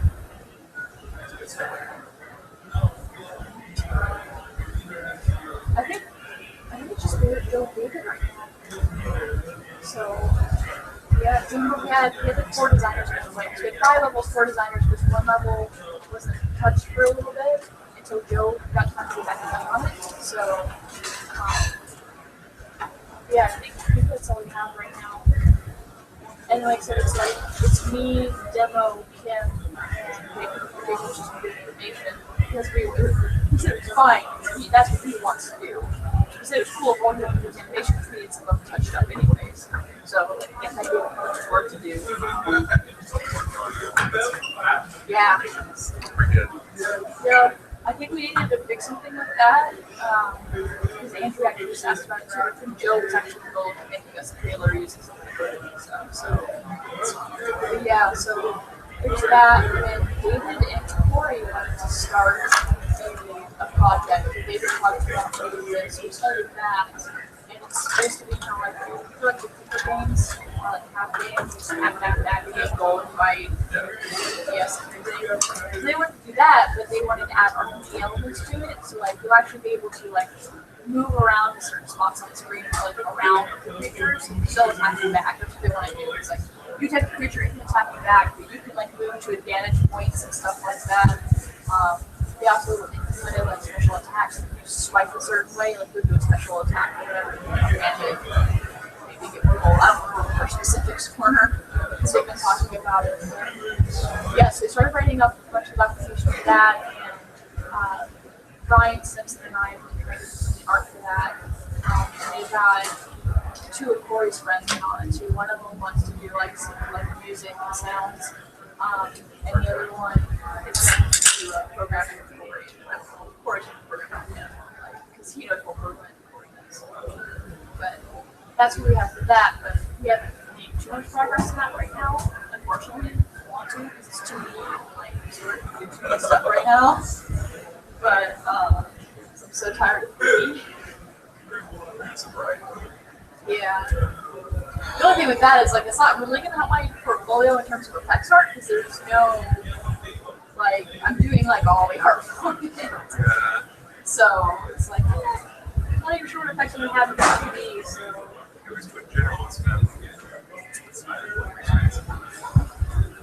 Good. Then they could have to do something like rigging and I would shoot myself. So. That's one of the few things that I don't. I would like to. I actually don't care for animation either, so I mean like when you do it right, it's cool, it makes you feel good, but then I'm like, man, all the fucking effort, I'm just like, no, I'd rather just tell it to go to the channel and actually the particles do. It's a lot more fun. Yeah, I figured that out. I making stuff.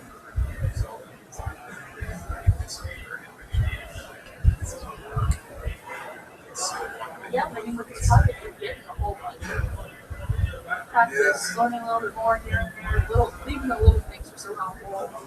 Like when I learned making the laser look like it was like jagged and wild, I was like, really, that's all it was this whole time? Yeah, but then like, it's that kind of experience that's going to give you that. Right, and then you're like, now I know how to communicate that in more ways. Like, once you know like that one thing, you're like, wait, what if I took that one thing and applied it to this? Yeah, like that look at magic out of shoot a cross thing, like almost that jagged. Yeah. Nice pieces. Yeah. And well, like essentially, it was pretty simple. You just take the standard particle, just let it emit a lot really fast, and you can make them kind of bigger so that it overlap a little bit. And you like, how I don't know if you've ever played with it, but it's just a normal cone. Like the fits in a cone. You just make sure the angle is like 0. Okay. And that way, like, it's just like similarly, and it goes straight up, and then because it renders like a billboard, it just looks like a jagged paper, so it overlaps. So you, in the middle, everything's filled, but the edges, because they're circles, they don't line up. Yeah. So it looks jagged. So I was like, okay, so I can do that. But if I wanted to maybe make it wider at the end, or like switch the ends or anything, I just have to widen that cone just a little bit, like make it so make it jagged is the part of like. Can you see here? Oval shape. Yeah. Two of them with each other in the middle. The cone angle just up a little bit. Yeah. I think it's just ones I've acquired into a couple ideas, like ones I want to do. I totally figured out. It's a ton of fun. It's like it doesn't emit unless you move it. It's like when you're in the editor. Like I had some sparks that I was trying to attach to other pressures and build now. And I was like, sparks like poles, right? And I was like, okay, so these two things. This is the easiest way to do it. I've never done anything to do it. So I didn't quite see it work yet, but I was like, I'm going to lower distance, and I went to move it in place, and I could shoot the sparks as I moved it, and stop moving it. I was like, oh my god, what if I attach this to your cursor? If I flicker it, follow your, I was like, oh my god, that'd be so much fun, like.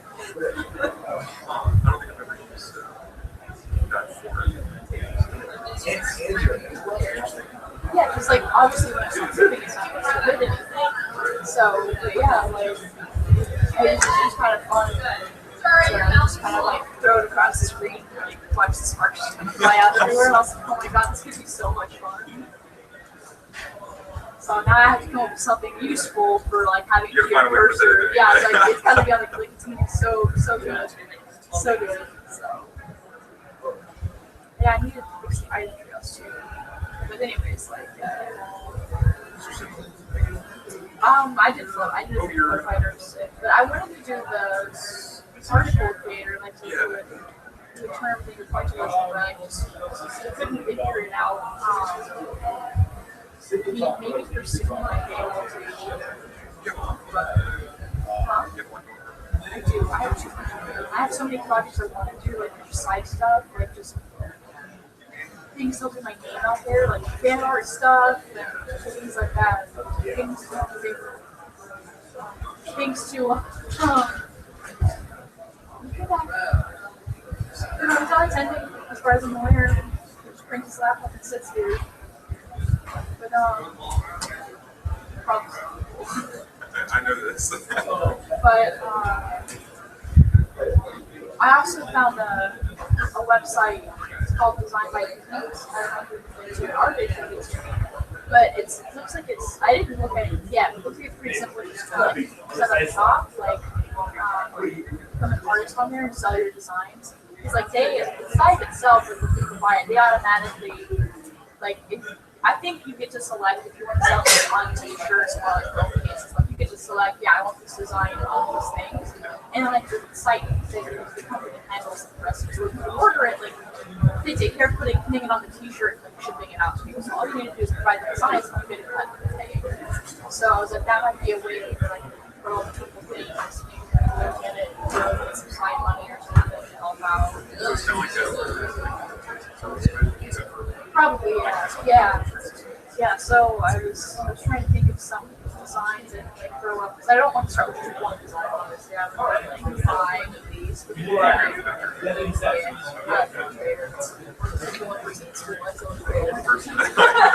wish I did actually. It's not hard. Like I think you just have to get. It's not on there. That's really it. That's like all I do.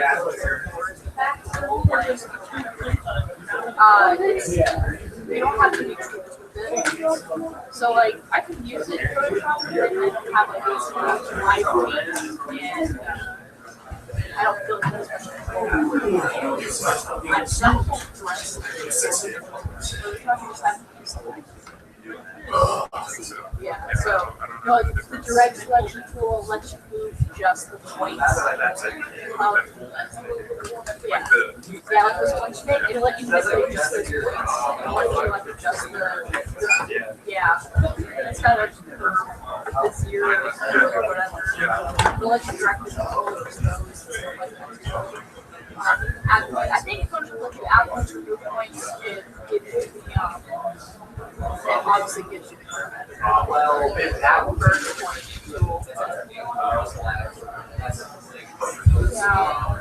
Illustrator updates usually the shape tools automatically.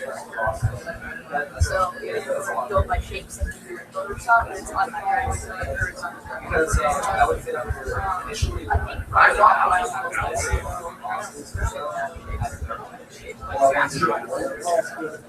but then you can't do it unless you're outside. That's how my parents did. Illustrator. That's how my It's always all that after that. So. I like light paints because once you have like a shape, say like you take a circle, but it's not going to extra on it. Get a circle, and you fill it with like light paint, and use the light paint. If you ever taking points and like make it oval, paint automatically. I just like having built, but it was more complex, like thing going on. If you didn't have anything to adjust anything on there, it automatically goes to spots.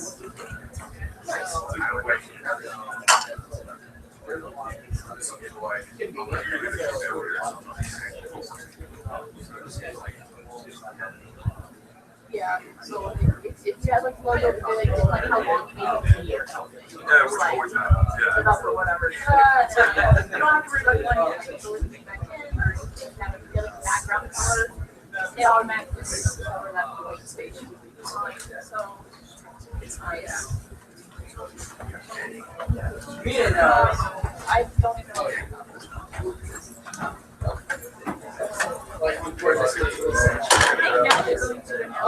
So you're there for me. about the pitches. I don't know.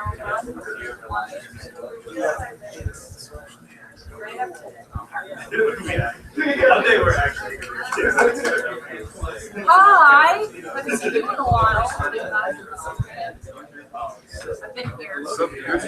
Well, I mean, yeah, I was thinking like, it's not even sweating.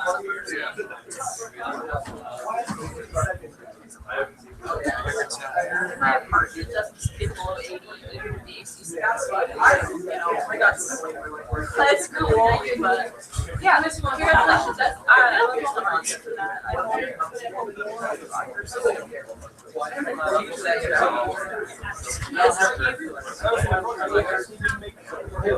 all the art's done, now just put it together.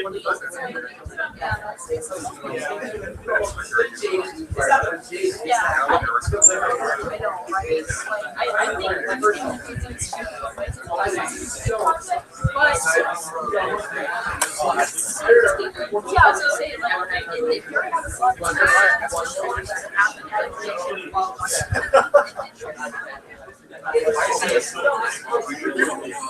Yeah, it's like, you got designers who should He doesn't even know how to say it. What?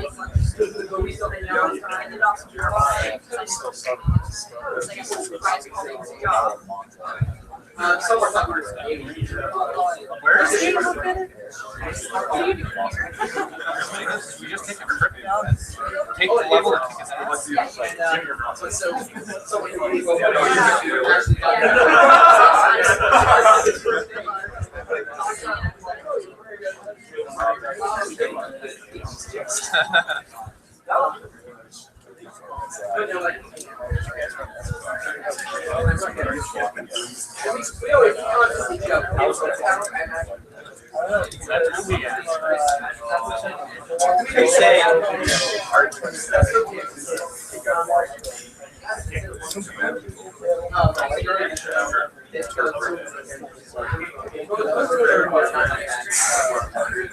So we basically got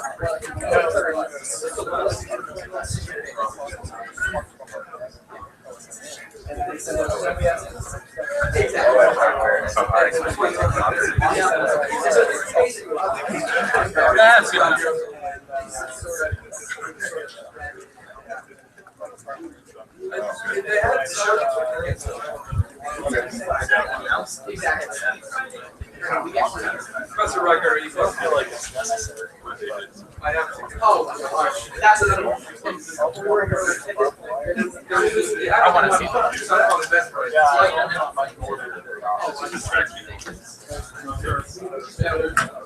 No tickets.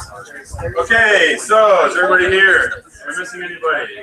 If you're not here, say it. I'm not here. Some of you. So that was actually really tough. We're actually, again, really happy. We beat our previous record this time around. So I was just told last time the most we ever had pitched before were 10. So we had 14 minus 1, so 13.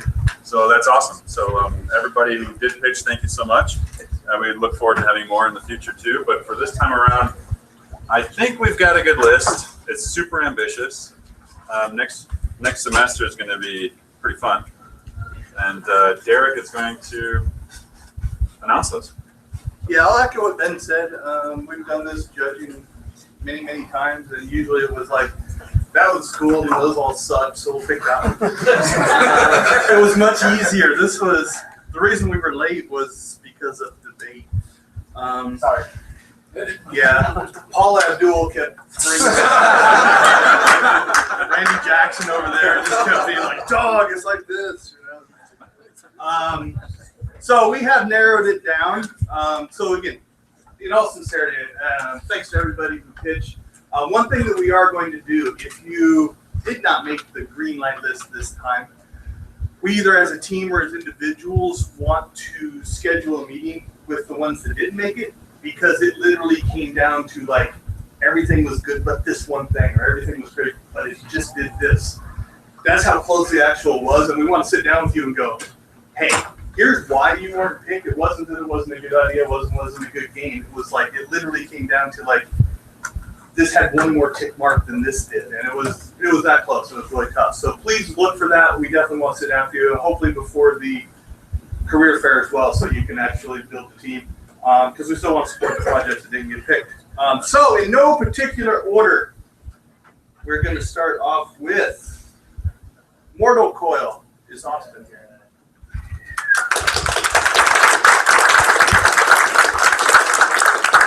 We picked that because we think Austin will do great work and it'll make our work easier. So that's first. No, that's not the reason. That is the reason. Second one that we're going to pick is the HoHoCom project.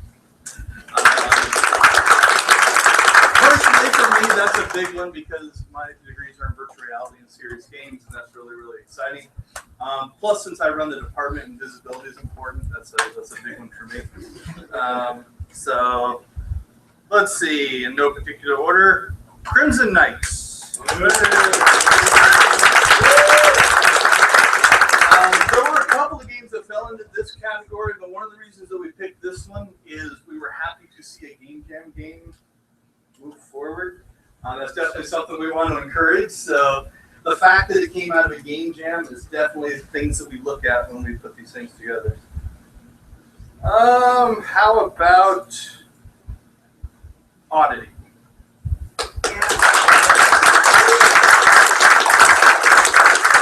The story and the gameplay potential for that looks very exciting. So that one excites me. So we've got Oddity, we've got Mortal Coil, Crimson Knights, a HoHoCom project. That's a lot. That's good. We should probably do something better. How about Balloons?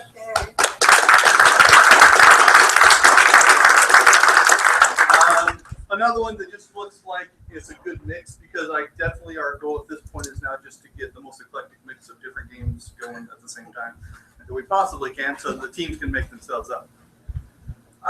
Okay, I suppose we should announce Oxygen. We're gonna pick that one up. The distributed nature of that is actually a fun experiment for us because people are from all over, and that's definitely something we want to encourage, that whole working from all different places. Mirrored seems worthy of another turn.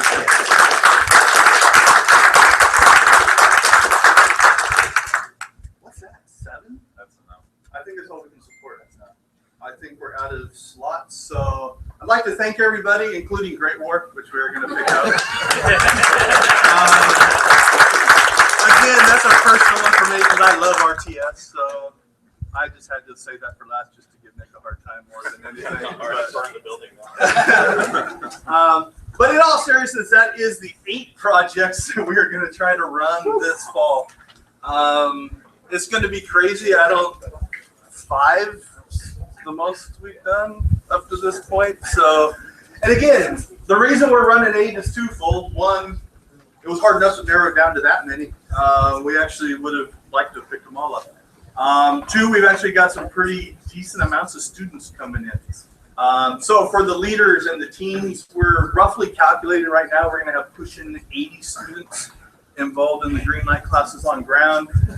Maybe another 30 to 45 online, plus grad students. So our little tiny homegrown UAT game studio this fall is going to have 120, 130 employees working for it. So it's going to be a little insane.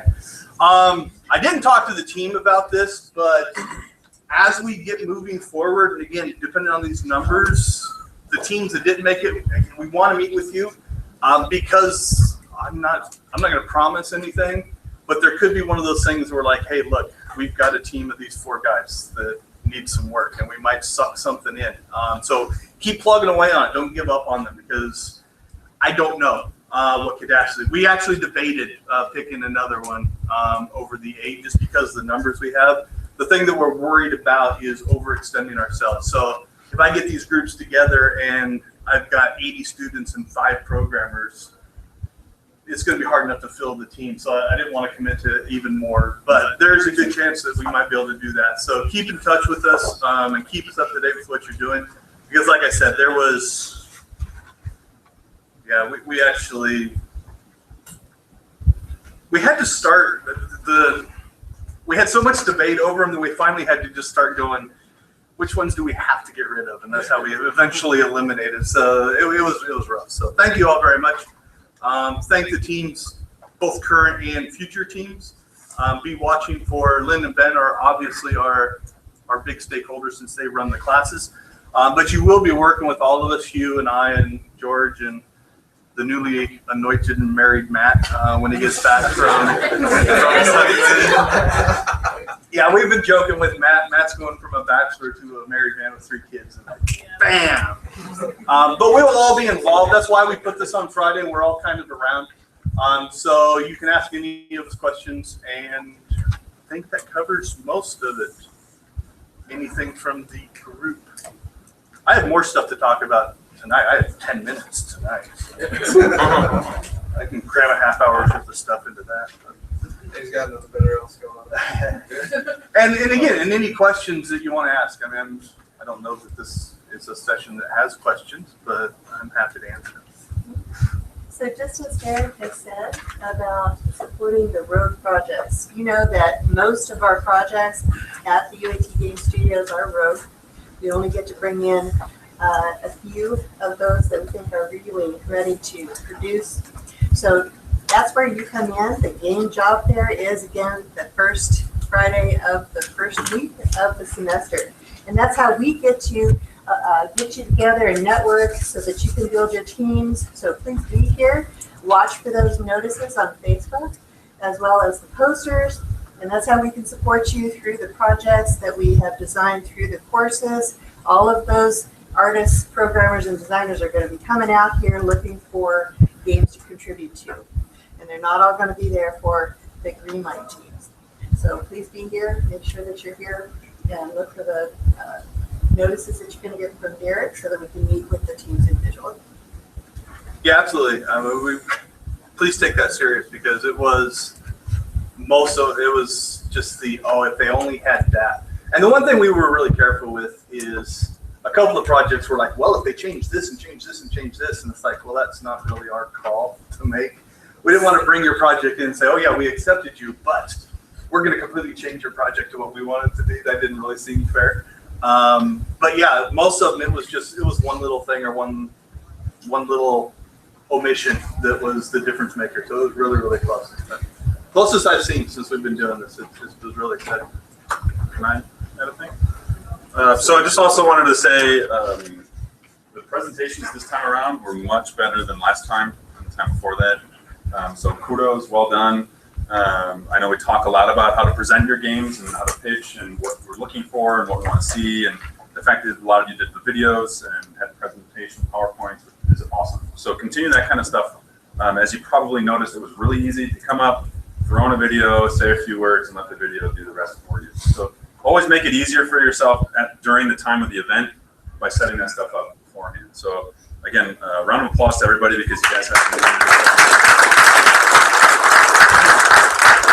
particularly, so I just want to say, Harlan, good job this time too, and adding to from your previous presentation, which I remember was a little bit kind of made up on the cuff, right?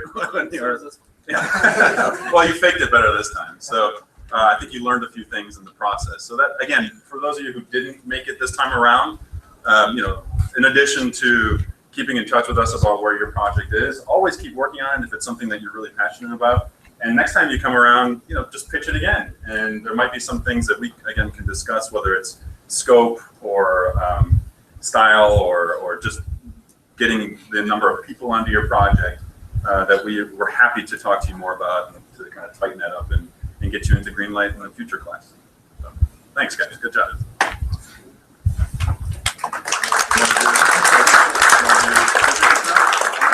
Awards, and then I think we're good on time. So we'll do awards, and then we'll have some lunch. All right, we're going to go ahead and do the award certificates now, but I'd like to start with one that's very, very important. And that's Ben Riker, and his contribution to the UAT Game Studio this semester is amazing. He's bringing in those professional projects. He is working individually with you as well as bringing in master's projects or master's people to help you to promote your projects. Networking is absolutely critical for getting your game shipped and out there. So round of applause for Ben. I don't deserve this until tonight, so I just set you guys up for tonight. So shine and make it do, and we'll see how that goes. If it fails, if it sucks, it's all my fault. You can have respect. All right, Derek, you're on. Come on up. So Derek Clark, another absolutely incredible contributor to the UAT Game Studios. This semester, he spearheaded the integration of the online courses. Every single student that comes to us in the online course contributes 30 hours a week. And so that has been a tremendous contributor, as well as Derek at the UAT Game Studios. Give him a round of applause.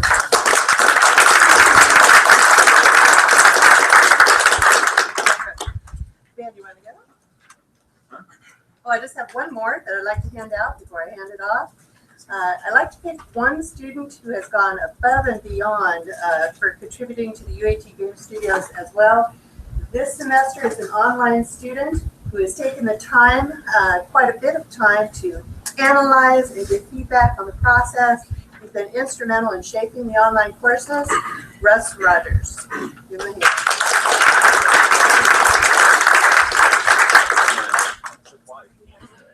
No, I don't have it.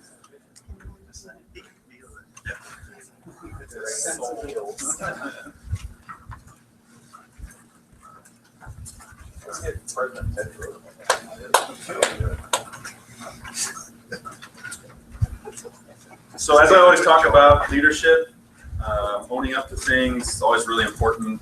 Being there, helping people solve problems, communicating, right? We've all learned this semester that communicating is a really big part of this process, whether you're online or on ground. And all of that ties into being a great leader. And without good leaders, the projects that we currently have wouldn't really get where they are.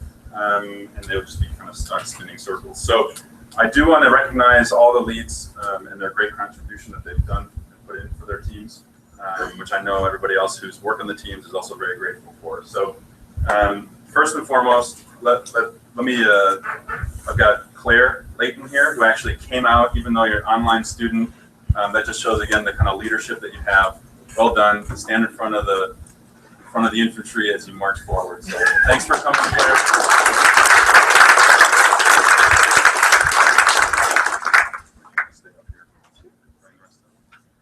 Adam Moore, who was her on-ground assistant leader. Adam did a great job. everybody together here and always being ready and communicating as well, which again, for both of you, I know was really tough. Being online, being on ground, and then also having other online students on top of that. So good job. Ben Pope from Mirror. Also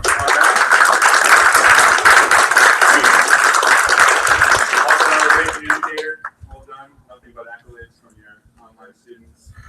Keep it up. Great visibility. Thanks to some people. I don't know who. Putting it together. Good job. That's the other guy.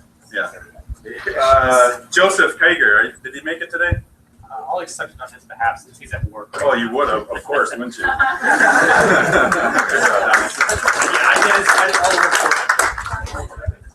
you can stand up here, Donald. If you're going to pretend to be him, you might as well do that. Yeah. So Joe did a great job of pushing knickknacks forward. He did a good job presenting it at the beginning of the semester, and they're getting where they want to be, which is on Indiegogo and released, I think, today, right? That was what somebody said.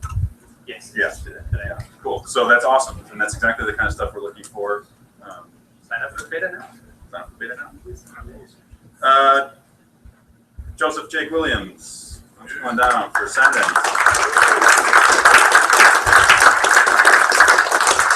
So Jake led his team through 2 semesters. Good job, Jake. Give me a handshake. Well done. Through 2 semesters, really got the game out into alpha form. You can put into the public. Got public testers. Very cool.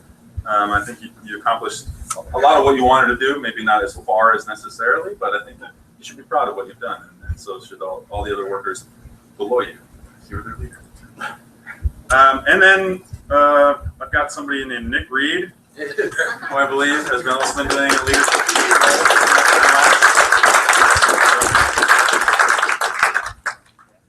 Nick's obviously brought Great War forward, and also looking forward to a lot of cool stuff happening next semester with that. And yeah, just keep building on it. Looks good now. People are really excited about it. So I think that's everybody. All the leaders. We of course had some good leaders within the smaller groupings of the art and programming and design, but again, everybody should be encouraged to be your own leader when you're working on projects. But let's all give them a round of applause for.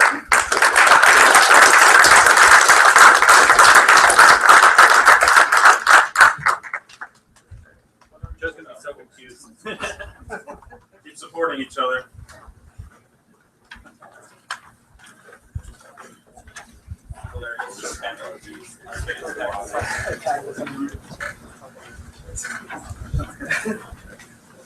It's been yours, George?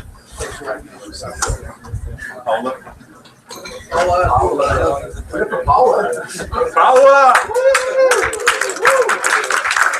All right, guys, so this award is dedicated to you, entry-level game art animation students.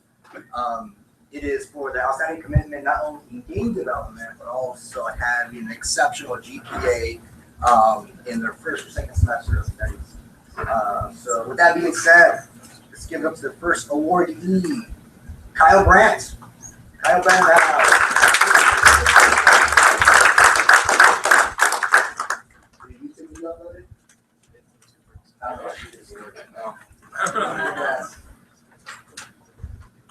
Zachary Kalzbowski. I don't think that's not You guys want to accept it on his behalf? Pretend you like him. Come on. Give him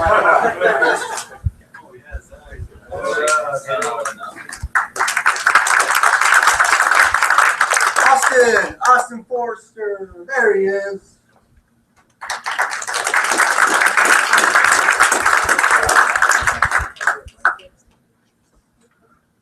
And last but not least, Drake Western.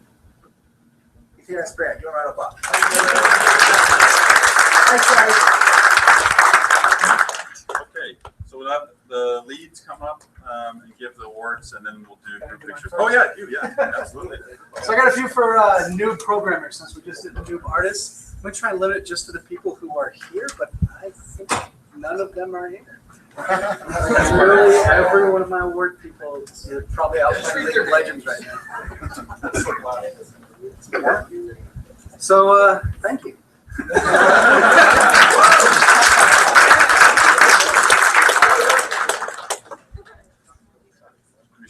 you should have told them that they're going to win something.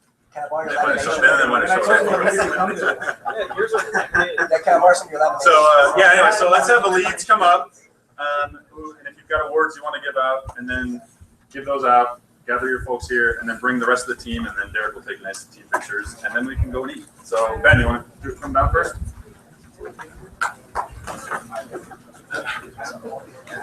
That was quick. All right, so is this being recorded for the online guys, or can I see this? Okay. Because I have some for them too. Okay, so the team as a whole is really solid. It's the best team that has this so far in the process of the cycle. And the online guys rocked it too, so everybody did a really good job. George, I'd like to thank you. I don't have to work for you, but thank you. George.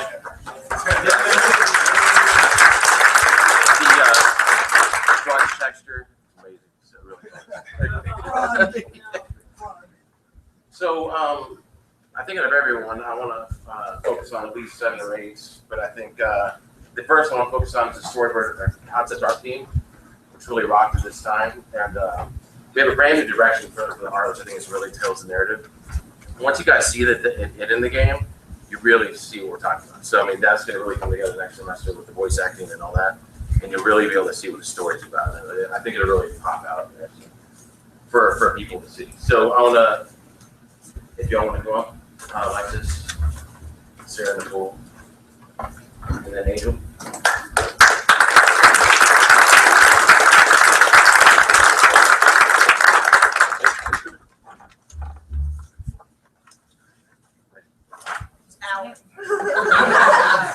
I'm good.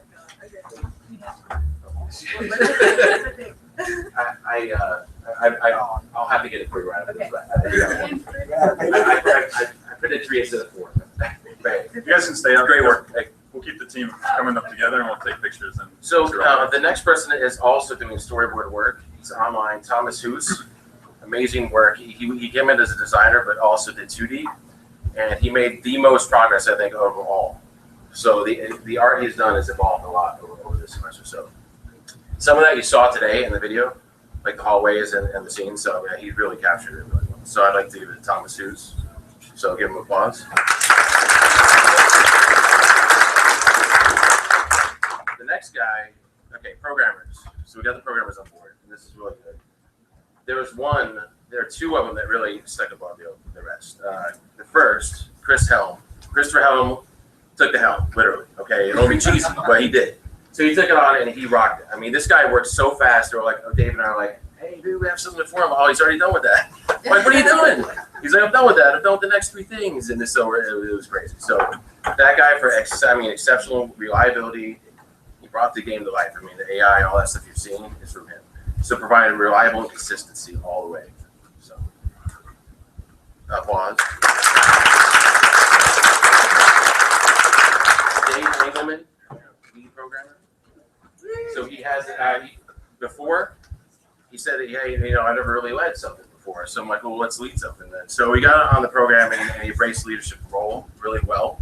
And he directed the program team with success. So I mean, he dealt with a lot of online, which is tough to do, but he did it and roped it in so they all had good direction. Sometimes even he's like, what am I gonna do? They're doing everything, okay?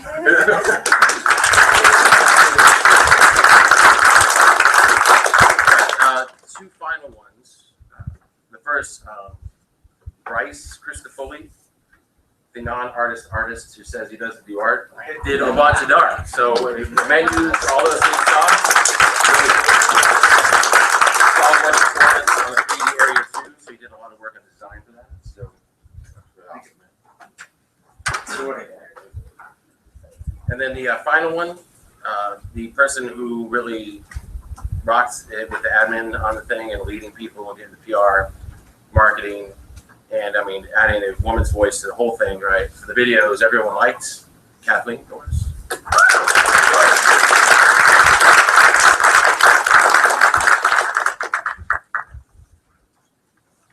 And these, I guess I could send it to those guys. Cool. So, are there more from your team here? You guys, everybody from your team, come down. We'll do a picture. put on your best face. Gather together. We may have to get closer. You get Pretend cheering. like you like each other. Just work 15 years together.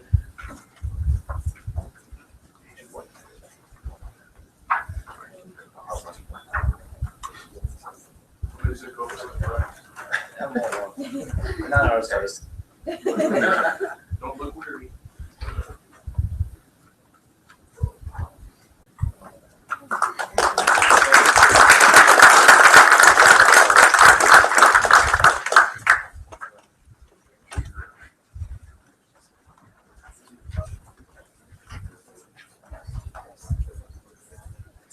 So we made a lot of progress this semester on Great War. We got a lot of different things implemented into the game. This was just one of the most productive semesters that I can think of in recent memory as far as a Greenlight game goes. To come from where we were at the beginning to where we are now with animations, ragdolls, these victory and defeat conditions, it's incredible. So all of you, whether you receive an award today or not, should all be proud of what you've accomplished. I'm very proud to say I worked with you, and I appreciate all of your hard work. And you will get credit. I'm not going to rip you off. First off, I'd like to recognize this guy for his strong work and his contributions as far as programming goes. Garrett Rusher.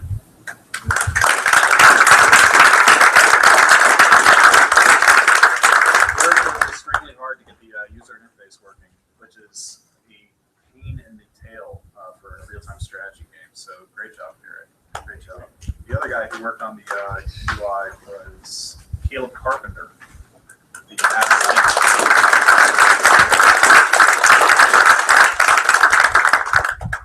very strong work.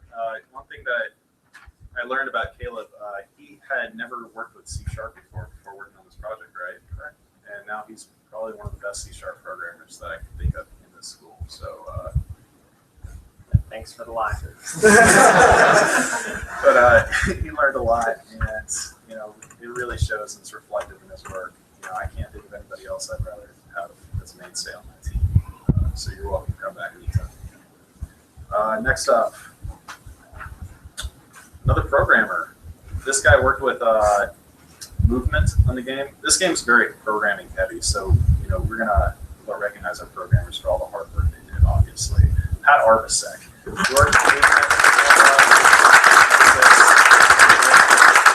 I'm excited to have him come on next semester again. Next up, our design leader, Eric Dutton.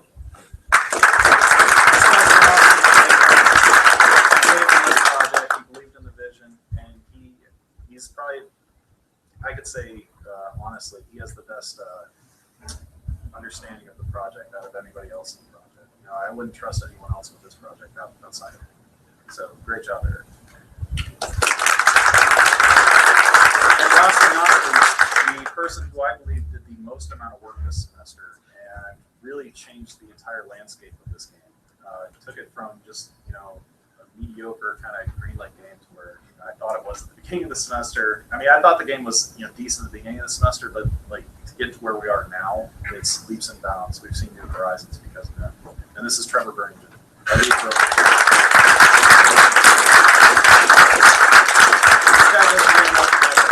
the, I honestly believe he's the best programmer in the school.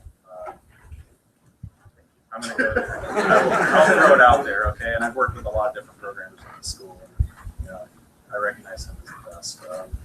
There was another one for Molly, but she's not here today. So that is, she was our art lead this semester. She did an outstanding job creating models and assets and getting them imported into the game. I can't think of anybody else who has done a better job as an artist on the project since we started it.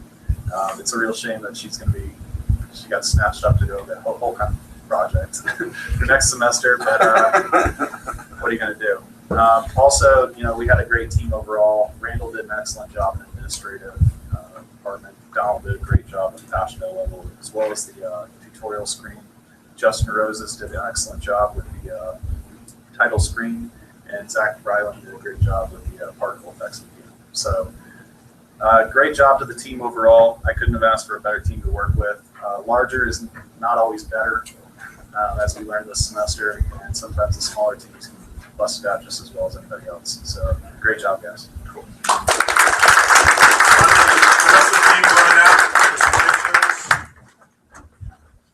Gather up, cheer yourselves, whatever.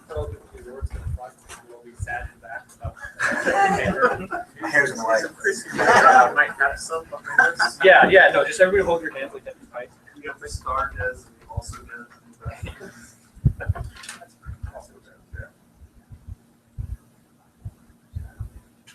You ready? I've already taken two. Good job.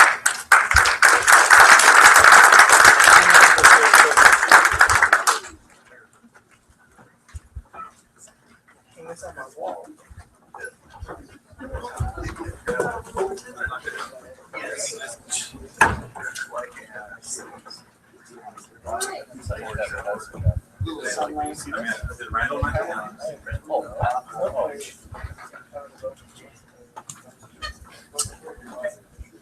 First of all, I'd like to thank the entire team of Oxygen. You all did a fantastic job. I'm really appreciative of all your hard work. My first award would go to Audrey McCoy. She's our lead artist. I want to thank her for all the work that she did with the online students and on-ground students and making sure everybody got all their art.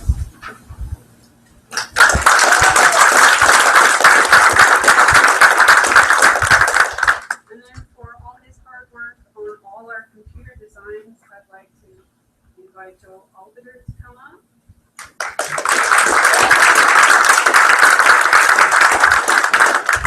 Really instrumental in our circuit deco. And then without our next programmer, we wouldn't have Cecily, so I'd like Noah Stump to come up.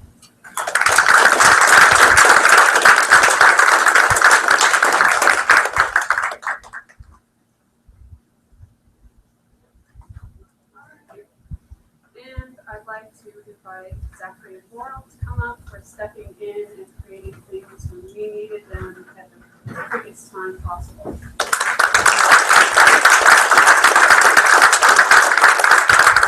And then, of course, we're going to invite the Oxygen Minion Adam Ward to come up for being our on-ground representative.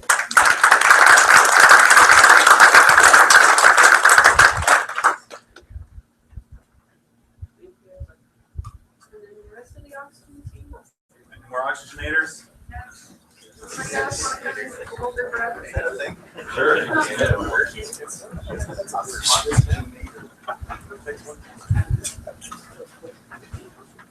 Gather in, you get a little spread.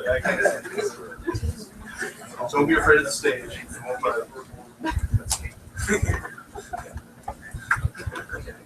Smile too. Making games is fun. There's nothing else going on this week. Awesome.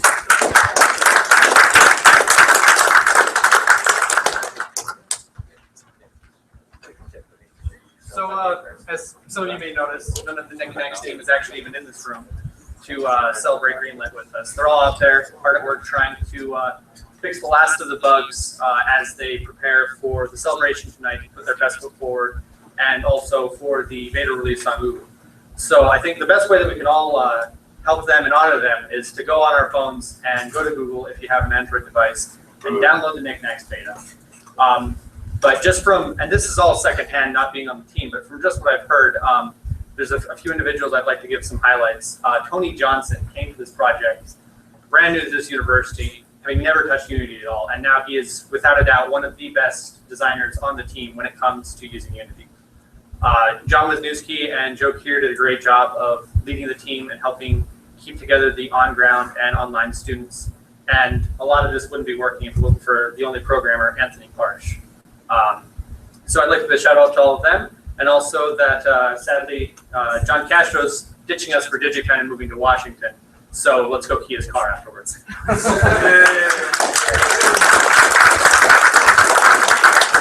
just want to say, if all of us here pitched in $1 on Indiegogo, it'd probably double your Indiegogo right now, wouldn't it? Yeah, that's a good point. We only want 500 for marketing, so. Everybody go to the Indiegogo page. That's $1 too much. Need that coffee. I'm really broke. So let's make games. Games make money, yeah. It's so much money. So I was going to make mention of just to basically 4 of our top contributors on the Ascendance team. I didn't do awards because I thought we were doing that later today. Part of Ben's fault. I'll blame him. Anyways, so to start off, the first honorable mention I'd like to make too is Justin Giordano and Chandler Deming for their level on the Clone Lab. They did an excellent work. They powered through that level, made a lot of assets, and they put it together really quick. So round of applause for those two.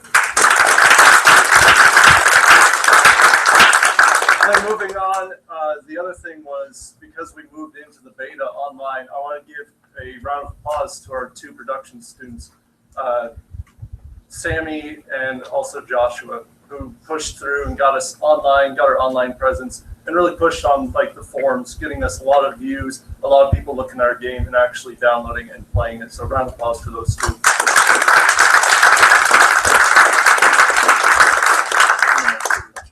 Cool. Thanks. Yeah, come on up. Whoever's here. And just to clarify that confusion, so tonight there will be awards, but just the top contributor. So if you and the other leads can get me a certificate of just one top contributor for your team, that's what we're going to be.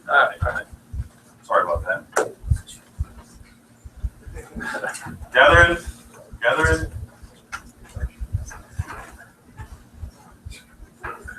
Oh, yeah, you're in the light.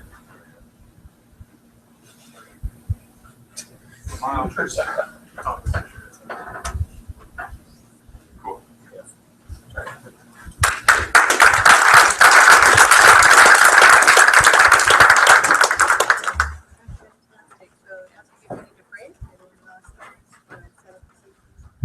Oh, yeah. Yeah, so again, as a reminder, tonight we'll basically start at 6. So that means come in here, have your stuff ready to go before 6. I'd like to get rocking and rolling at 6. So before that as well, are the tables up there? I didn't actually. The tables are there. Okay, so the tables are there. So grab a dev machine and all its fixings and bring it over there and set up. Can they plug in there too? Or is it, Yeah, they're just in the floor. There should be. If you need power strips or anything, let me know. We'll find you. You heard it. So set them up. Get all your whatever you've got for marketing set up there. I think that's about it. So what we'll do is quick intro, 5 minutes. Derek's going to talk then after that about the program, 10 minutes. And then as we've got lined up here, Mirrored, Great War, Oxygen, Knickknacks, and Ascendance. And that'll be the order. And then the awards at that point, are the award top contributor per team. And then we'll conclude it. And then after that, networking. So we've got some food for you guys. Put on, you guys have business cards. Whatever you can hand out to people when they come. We've got, like I said, more than 30 people signed up on Facebook, and then another 70 plus on Eventbrite. So it's going to be a good turnout, I'm thinking. And, yeah, that's about it. So put your game face on and kick some butt, yo. Yeah. No, I just want to say, and it's been echoed, but I want to say again, thanks everybody for a great summer. The summer term isn't always the most pleasant term to be in Phoenix. But you guys did great work, and every term we're looking to make the project better, and I think this group did a really, really good job. So give each other and yourselves a big hand, because this was a great, great term. And I look forward to seeing what happens tonight. So, yeah, that's the other thing we're trying to ramp up. There's a lot of off-campus people coming in to see your guys' work. So definitely be prepared to network, because that's where deals get made. So good luck, and I'll see you all tonight. Or at lunch. Lunch. Yeah, go get some lunch now before they close. Any questions on the equipment setup, come find me. I'll help you. So 281, 381, 460, there is a check-in for the class activities. So we look forward to having a student sheet. Bring your friends tonight. We want to make sure that they know that we're excited about our project.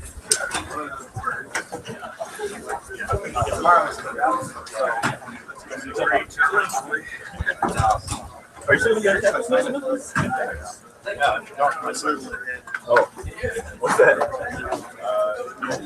System wave racing track. When can we talk to you guys about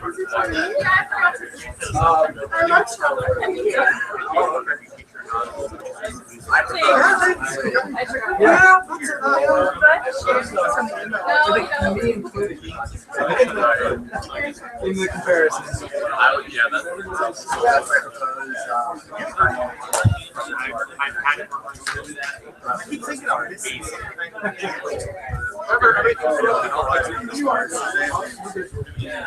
Sent her an email this week. Where things going. I tell you, during the weekend,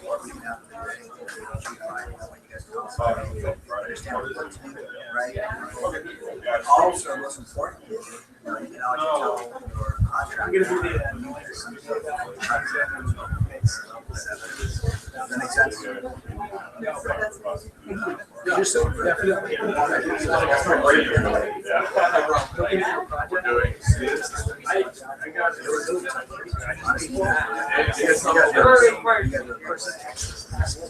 Well, you will just be not. So it's always next semester. The interesting though is like what you guys created, right? Everything's just artists, right?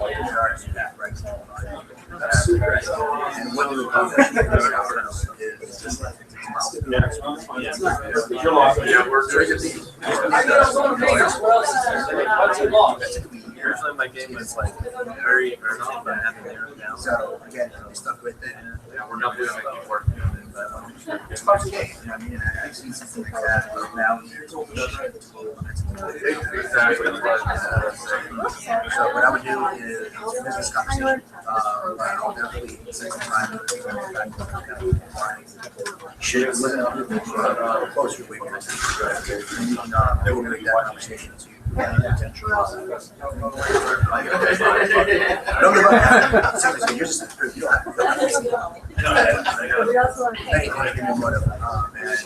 just fall, man. Fall's pretty crazy. Just keep in mind, 90 under.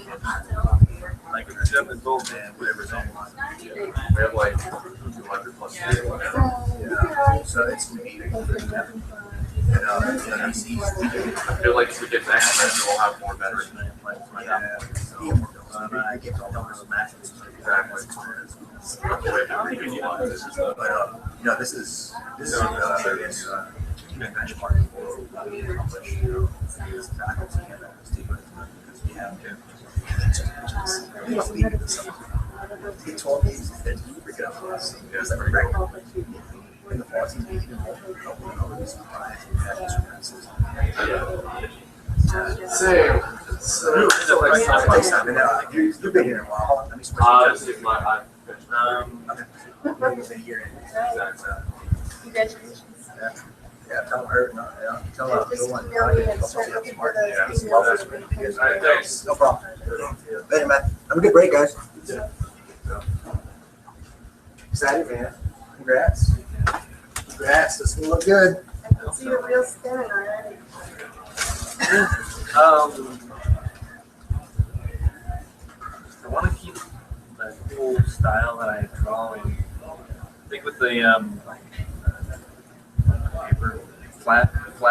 Yeah, the 2D people in 3D space, I could probably make like a bunch of puppeted legs or like but 3D space. So as they move around, I need like pretty much 2 different models that will switch out based on what the camera is. I don't know how hard that is programming wise, but I'm sure it's a model of both. What we want to do is start is very specific. And so we want to make sure that we keep every bit of flavor of each other. If you are not those legs that you want to then you need to delegate whatever else you do so that you can I think most of the characters and some of the backgrounds and other elements might be more the 2D because they could fit that way. Like the buildings and stuff, they'd be full 3D and just get a texture that way because they're mostly flat. So they could model and help design those things and help design the story details. Like those are always going to want to draw because I want to make sure that there weren't a bunch of assets I have to build Right. With Soul Techno, we have like things built, but we could do with detail. That was cool. But things that just use small, but it.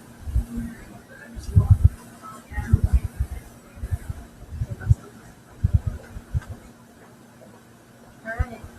So there's a question about your soft stuff. And I'm sure that was not very strong. That Soltec. So, do you have any questions about what you're doing, or you feel like it's not anything to it? Just come down and do. Yeah, I'm mostly just worried about the direction of 2D, 3D. Yeah, I like the 2D and 3D. Or maybe just pick a portion to, is your new project, there's going to be a certain amount of work that takes I'll find some time to come out here and do models and schedule. Okay, good, I like to hear that.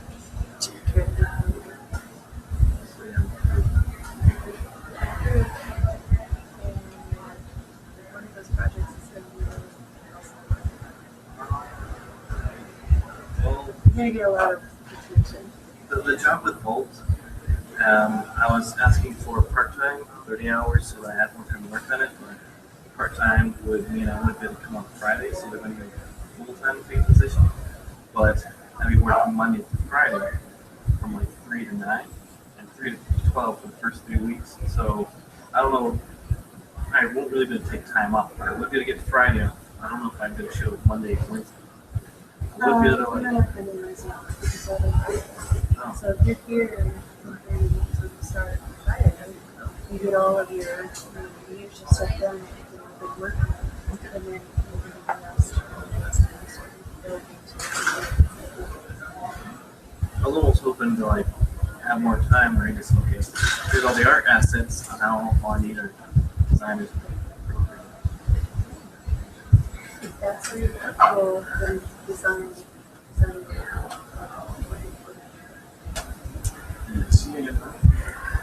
See you here. Yeah, I messed up. So I don't know. Keeping this like that.